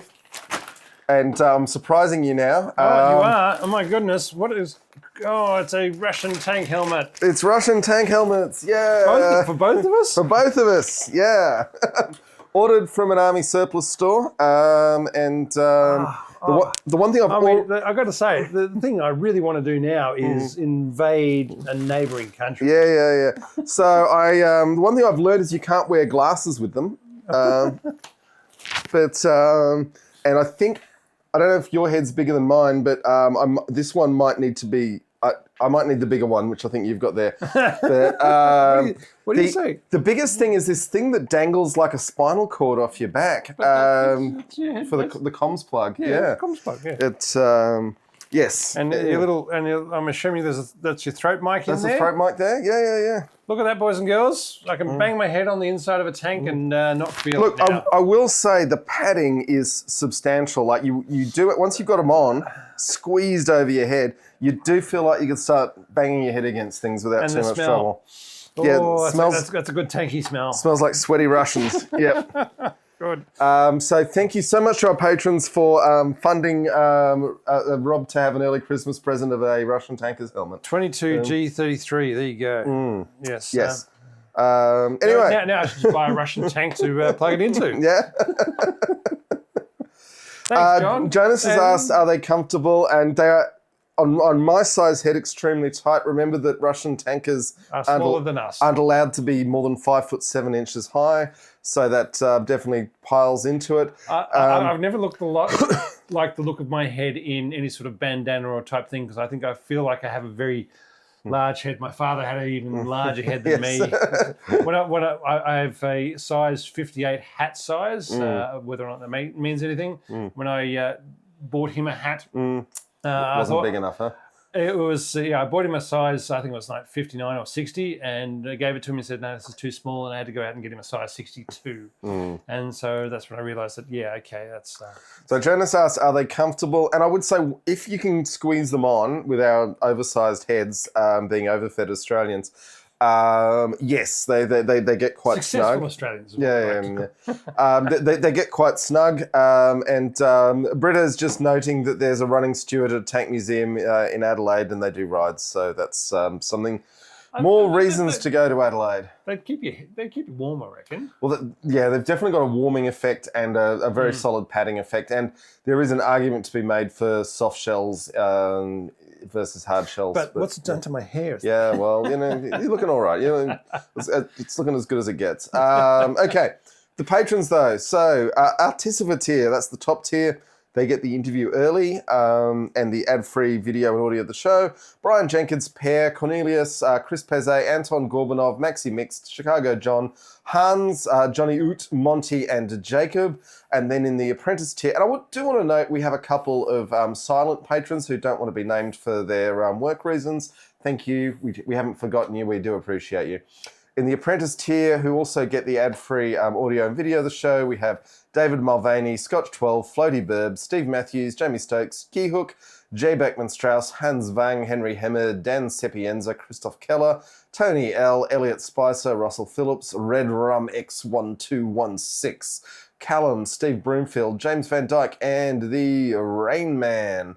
Okay, in terms of patrons and Apple Bastardry, we do remind people to join up to Patreon on the website, where Apple doesn't take a 30% cut because we think Apple has enough money and we don't. Yeah. I mean, I could be paid $1 trillion a year. What do you think? I don't think they do. Well, I mean, Apple do make stuff that we want, and we make stuff that some people want, but we would like a little more money for us. Anyway, so do please check out the website totallytank.net to get all the links of the things you need to find. Now, Rob, you're asking on Wednesday, this Wednesday. So if you're listening, what date we say it is? It's 12th. the 8th. So on the 12th, if you're in Canberra, 12th of November in Canberra, we'll be at the Old Canberra Inn from 7 o'clock with David Mitchell, Hill Green, the author, having a few beers. If any listeners are around, do please drop by and say hi. Feel free to come and say hello. Yeah. We'll be the guys in the tank t-shirts talking about tanks. Yeah, well, if you've listened to this, you probably recognise us, but yes, or message us for details.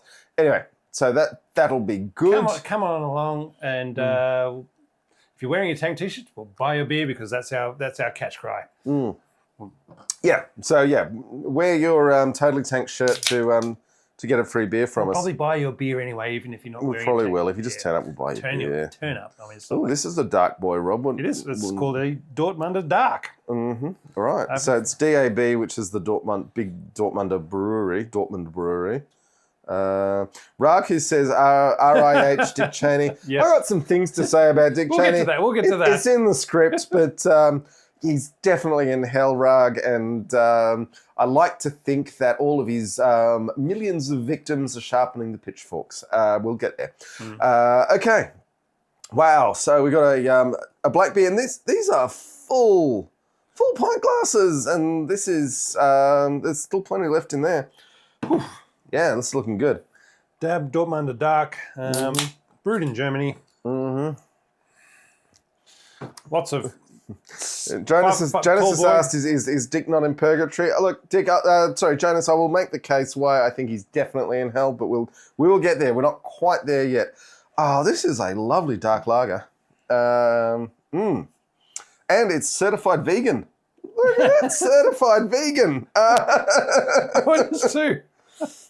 Well, and look, as a weekday vegetarian, makes my heart proud. Eh? There isn't just an issue that all beer is technically vegan unless they've used finings, which can be made out of pig's trotters. But that's kind of disgusting, and I don't think it actually improves beer, and I would recommend anyone making their own beer not to use finings. There are other ways to get clarity. But then you get an issue of is yeast an animal or a vegetable? At the moment, it's classified in the vegetable side, but it's really close on the dividing line. So there you go. Yeah.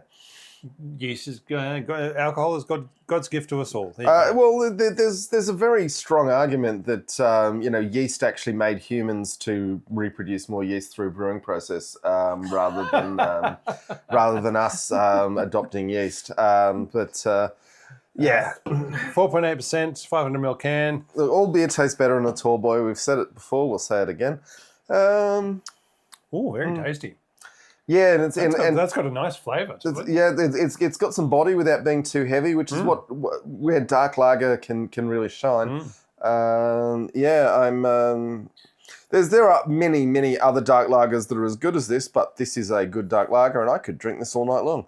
I don't have to go all night, but no, I could. I'm not saying I'd choose to. If I was in a bar full of taps, I'd have one of these and try something else. But since 1868, there you go. If I had a case of them, I would happily sit down and so I guess smash 5 or 6. I don't know where Dortmunder Actian Brauer is. I'm it's the city of Dortmund, I believe. No, there you go. I'm not.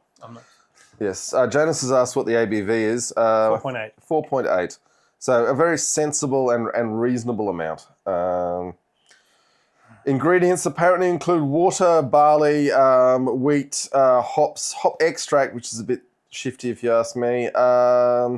Yes, then it's the classic German stuff of purity laws. And what do we think? All these little coins along the front of those are medals. The Spira's one, I think. Medals, we think. Mm-hmm. Paris. Anyway, arts, techniques.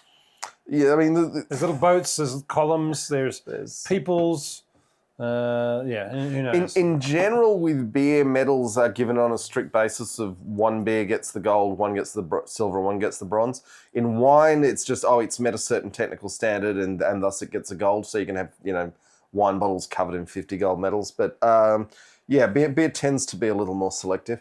I'm not saying I know the rules of every beer competition in the world. They change from place to place. Anyway, this is a good beer, Rob. Lovely. And it's German. And it's German. There you go. That was the big selling point for it was, I don't think we've done this one before, and it said in nice big letters when I had to try and find it, brewed in Germany. So if you want to try it out for yourself, it's Dortmunder Dark. There are other dabs, but this is the Dortmunder Dark. Oh, I'm going the wrong way there. Okay, let's roll on with the show. Rob, the M1E3, it's due by Christmas. Look, I'm sure the Secretary of War, Pete Hegseth, is all over this. Look, I want to just quickly... You brought up Secretary of War Pete Hegseth. He's in charge. Yeah. He's the man. The buck stops with him. I'm loving that very serious publications in the US are caveating their stories at the end saying, Congress has called it the Department of Defense. To change the name, it requires a act of Congress. That act of Congress has not been passed. Therefore, we will refer to as the Department of Defense and the Secretary of Defense because the name has not actually been changed. And you would, in fact, be able to say that the Secretary of War is a preferred pronoun. So, there you go. Take that, Pete. And, similarly, until they actually... end the shutdown and bring Congress back. Because ruling through personal rule, which is what Trump's essentially doing right now, this is Charles I stuff. So, hopefully off with his head. Hopefully it ends the same way for him sooner rather than later before too many other people have to die. Anyway, the M1E3, we haven't seen it this month. No. No, look, he's got another 7 weeks till Christmas. Yeah. He might be bringing it out for Christmas. I mean, who doesn't want to get an M1E3 for Christmas? I mean, really, come on. Do you think he gets to write it? And they've got to have him writing it into the unveiling. I mean, that'd be awesome. Yeah. I mean, even if it's bloody like most robots these days, even if it's bloody just a mock-up, bloody being controlled by a person or whatever else, it's he'll have it by Christmas. Yeah, well, we hope to see something, but it does. As I look at the development documentation, the stuff they're saying about it, I do feel like it's the Henry Ford faster horses situation. They're not thinking about what the next thing should be. They're asking the people who already use it, how do we improve the thing we have? And there's a time for that. And I would argue that in 2025, with the enormous changes in material sciences and information technology and drones in amongst lots and lots of other things. Do you know a country that's thinking about all these things and trying to apply them already? It's called China. They're definitely doing that. I don't see a lot of the M1E3. They're doing some thinking, but I really feel that they need to be a little more blue sky out of the box. Considering the time we live in and the colossal change in capacities that are happening everywhere. And just the numbers. Yeah. And it's also enormously... The Panzer II showed numbers count. Yeah, it's just enormously concerning that aside from Germany, no one in the West has built a new tank hull in 30 years. That's a concern if you think you need tanks. Japan has. Yeah, Japan has. Outside of Europe and the West. We're going to call Japan and Korea, South Korea that's part of the West. North Asia, but we're going to call them part of the West, just like Japanese people in apartheid South Africa were called white. There's a lot going on there. Okay. Big Surge, who I do pay $8 a month to read his monthly missives on Substack. He's not perfect. No, none of us are, but he has a lot of he has a lot of good ideas. Anyway, he wrote an article on where the Ukraine war's up to, and he made the very good point that the Ukrainian language has completely changed in the last year. They're not even trying to evict Russia anymore. They can't. They're just locked in a competition as to which nation can endure more suffering. And that is not a competition a smaller Russian neighbor wants to get into. In fact, being able to absorb suffering is a Russian skill set. They've developed that one over centuries of that is just what their mindset is, where they're at.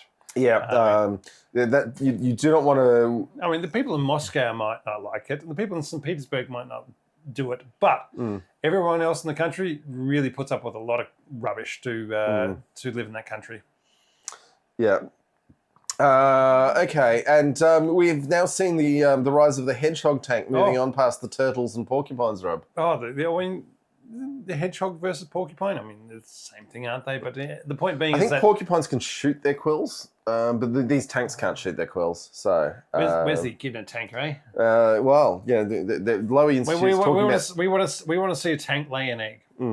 The Lowy Institute has written articles with about poison. Australia wanting an echidna strategy, where Australia tries to just have lots of long-range missiles to stop anyone trying to cross the air sea gap to us. Yeah, which I think is quite a valid strategy compared to grovelling subservience to a fading imperial power. But anyway, yes. So what the porcupine tank's doing is raising the cost of Ukrainian drone operations.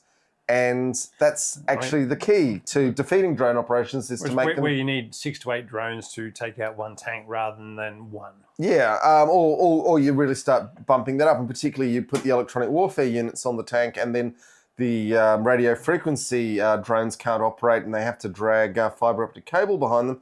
Sure, you can fit fibre optic cable, but that's weight that's coming out of your flight envelope and coming out of your warhead.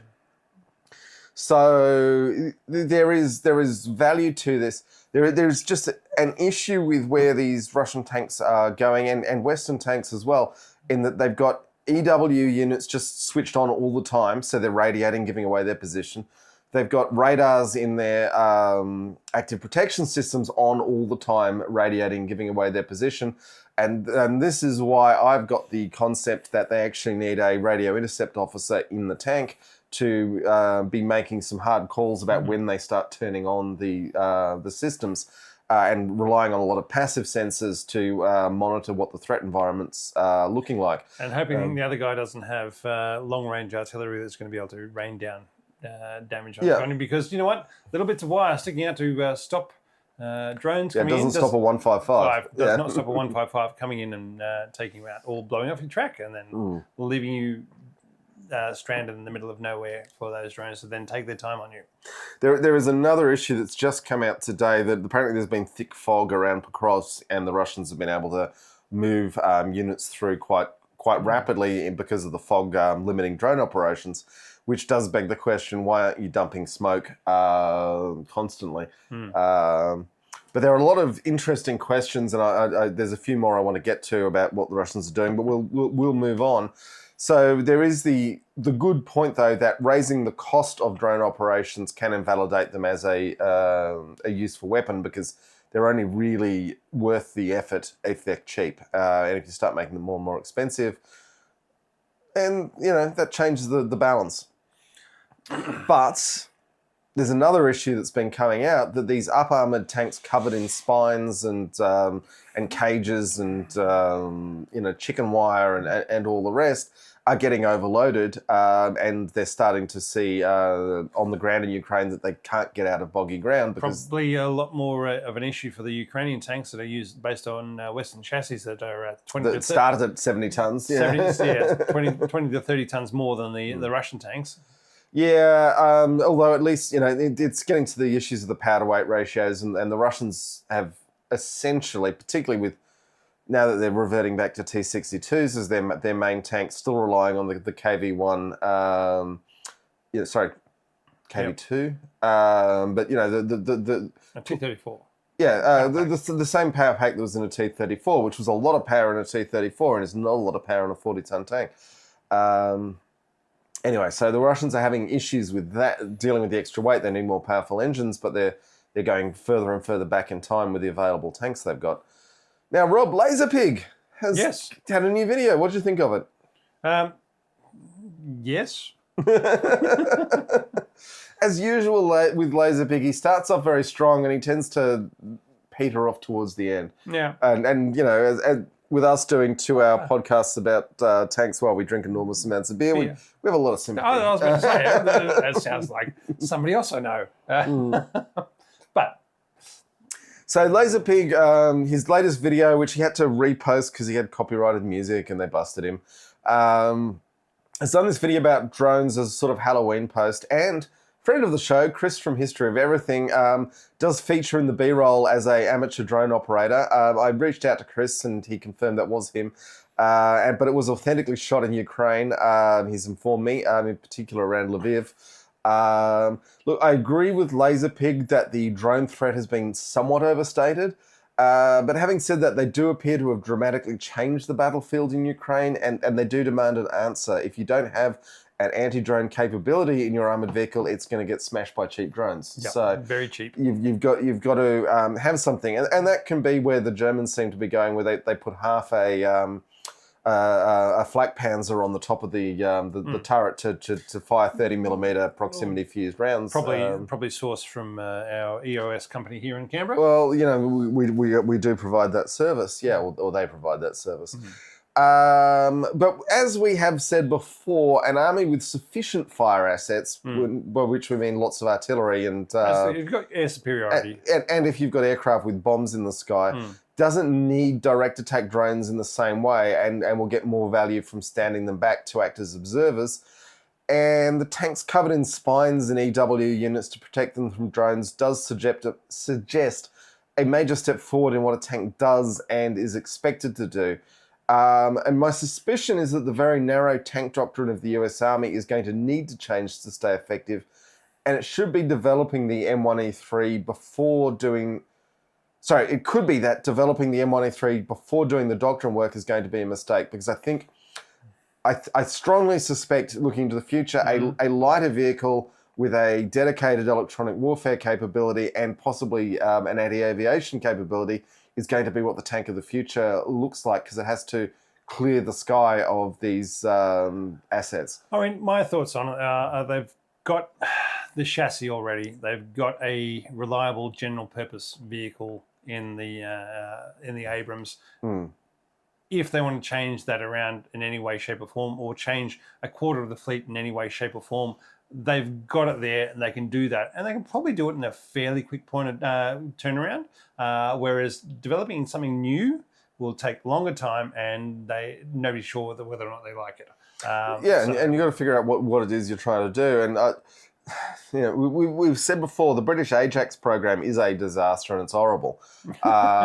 But they do appear to have been trying to create something in the space that a future tank does need to look like, but they need to not be basing it off the 80s era Ascod chassis, which is meant to be a 20-ton chassis that they've covered in gear till it's a 40-ton vehicle, and then everything's going horribly wrong. But all that said, I don't have any answers as to whether doctrine should follow capabilities or drive it, except that when capabilities are advancing in leaps and bounds for the first time in half a century, you do need to be able to adapt fast. This is my biggest problem with the Americans saying, "Oh, but our doctrinal development takes 10 years." I don't think you've got 10 years to redevelop that. They might have 10 years to redevelop it. You don't have 10 years in a shooting war. Yep. Raghow has noted that Uralvagon Zavod, Russia's main tank manufacturer, has announced large-scale layoffs. And I will get to that because I've got some thoughts on what the hell the Russians are doing. I don't have answers. I've got thoughts though.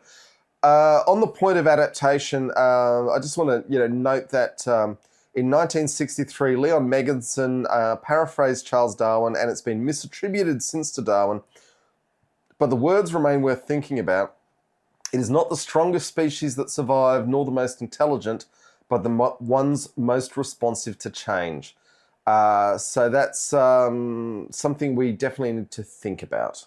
All right, and I've thrown one here in just this week. Australia announced that they're talking with Google about setting up a data center on Christmas Island. Now, for those who don't know, Christmas Island is an island that Australia has claimed It's about 200 kilometres from south.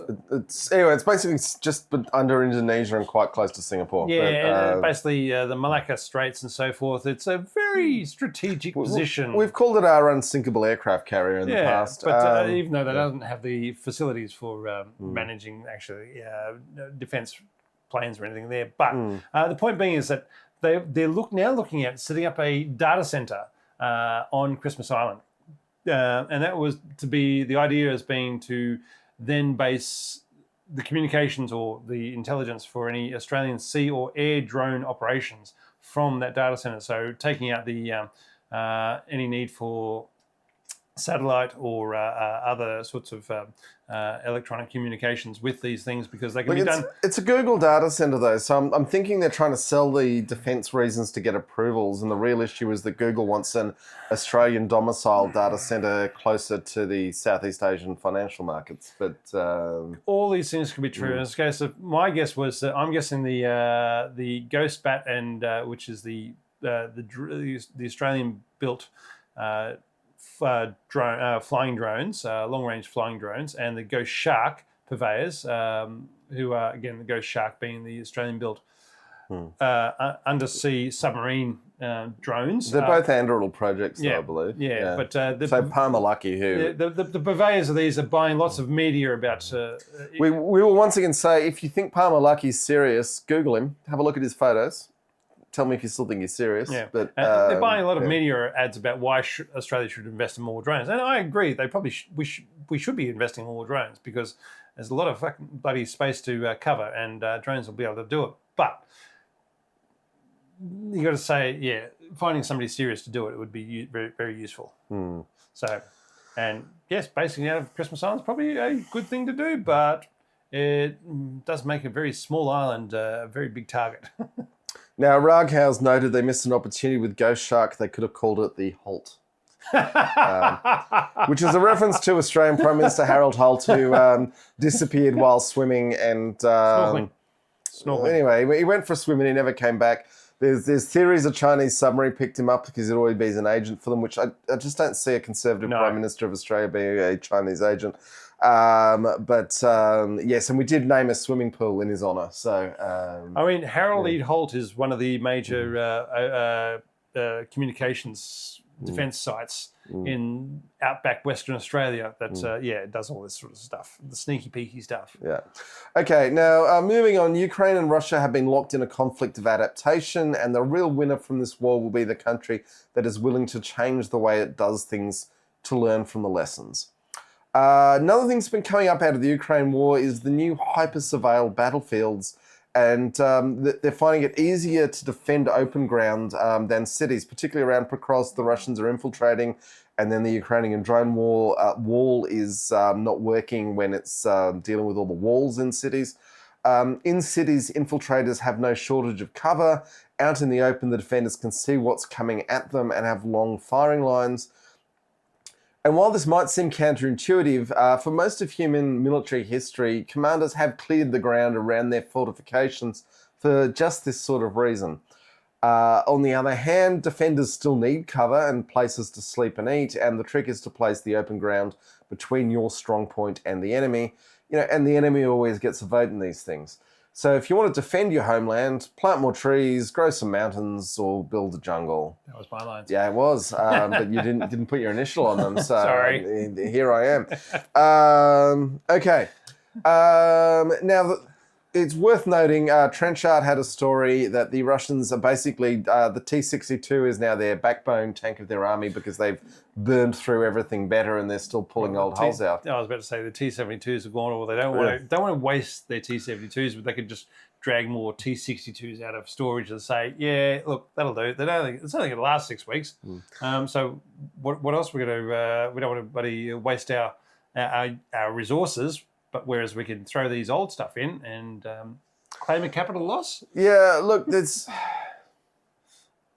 Anyway, I'll move on. At this point in the war, I think people should be asking more, where are the new Russian tanks?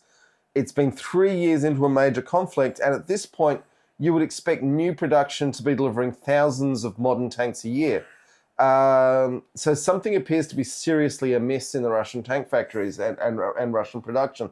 Okay. Now, it's partly when you've got so many old tanks, it's like, well, what's it worth to build something new? But something is badly going wrong. And what about the layoffs that were mentioned before? Yeah, well, that feeds into the things are going horribly wrong. Yeah, it's. I don't quite understand why new tanks aren't being built when they seem to be that important. And we said last year that the Russians were going to run out of tanks around mid-2025, and they basically halted armoured operations for 6 months to husband the resources, and they're falling back on T-62s now, and they've definitely got a lot of old T-55s in storage, and the 55's got some merits to it, but you really would think at this point there's more value in building a new hull than, because steel is cheap and air is free, than continuously just digging up the old ones out of pits. But in happier news, Rob, Dick Cheney is dead, and Rob will now sing "Ding Dong, the Witch is Dead." Take it away, Rob. Now, I ascribe to the William Shatner verse of singing of "Ding Dong, the Witch is Dead." Witch, oh witch, the wicked witch. Ding dong, the wicked witch is dead. And just remember, he's the guy who shot his friend in the face whilst hunting, and then made his friend apologise to him. This is the kind of man he was.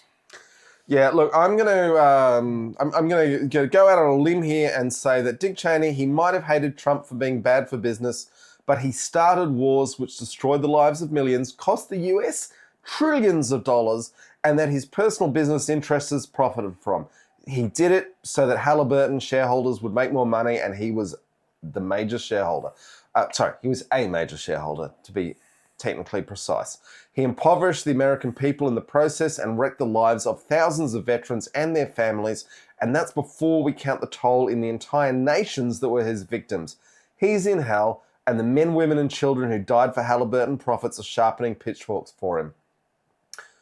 And then just moving on from that to some happier news. Recently, while Cheney definitely sent tanks rolling, Zoran winning in New York is outside the scope of this podcast. Who? Yeah, Zoran Mandami. But I do note that offering people the promise of something better and that the power of government can be used to improve their lives remains a powerful and worthwhile message. And, Rob, we've got some personal knowledge of this, that when politicians promise to improve material conditions and then fail to, they are held to a high standard on that, and that's a good thing. Yes. Okay. I think we're at the end of the show, Rob. We are. Yeah. Cool. How long have we been going? Oh, 2 hours. Coming up on 2 hours. Let's have a look at the poll. Yes. So the poll says from 17 votes, 24% said the Panzer II was a misguided stopgap, and 76% said it was all the tank they needed. I think, obviously, both answers probably have a bit of truth to them, but it is significant that they succeeded most when they actually had the lightly armoured, undergunned tank, but used it really well, and that when they got into actually having the heavier tanks that they wanted, things actually went badly for them. It was also the opposition learned what was going on and said, we need to actually do something about these fascists, and put some effort into defeating them, rather than standing around saying, those communists are really bad. We should make sure they don't get any power and appease these fascists. Rather than saying, these fascists are really bad and we should do something about stopping them. And once they figured out that point, the war changed. Yeah, I think that's worth thinking about. Let's ponder that deeply in the coming month. All right, folks, so thank you so much for our... Those Canberra-based people who want to come out to Old Canberra Inn with us on Wednesday nights will be around, and they're on the 12th of November. Mm-hmm. Yes. All right, take care. But in general, thank you to everyone who's listened all the way through, and we will be back in your ears or in your faces soon. Before Christmas. Yeah, before Christmas. There you go. Nice one. Cheers.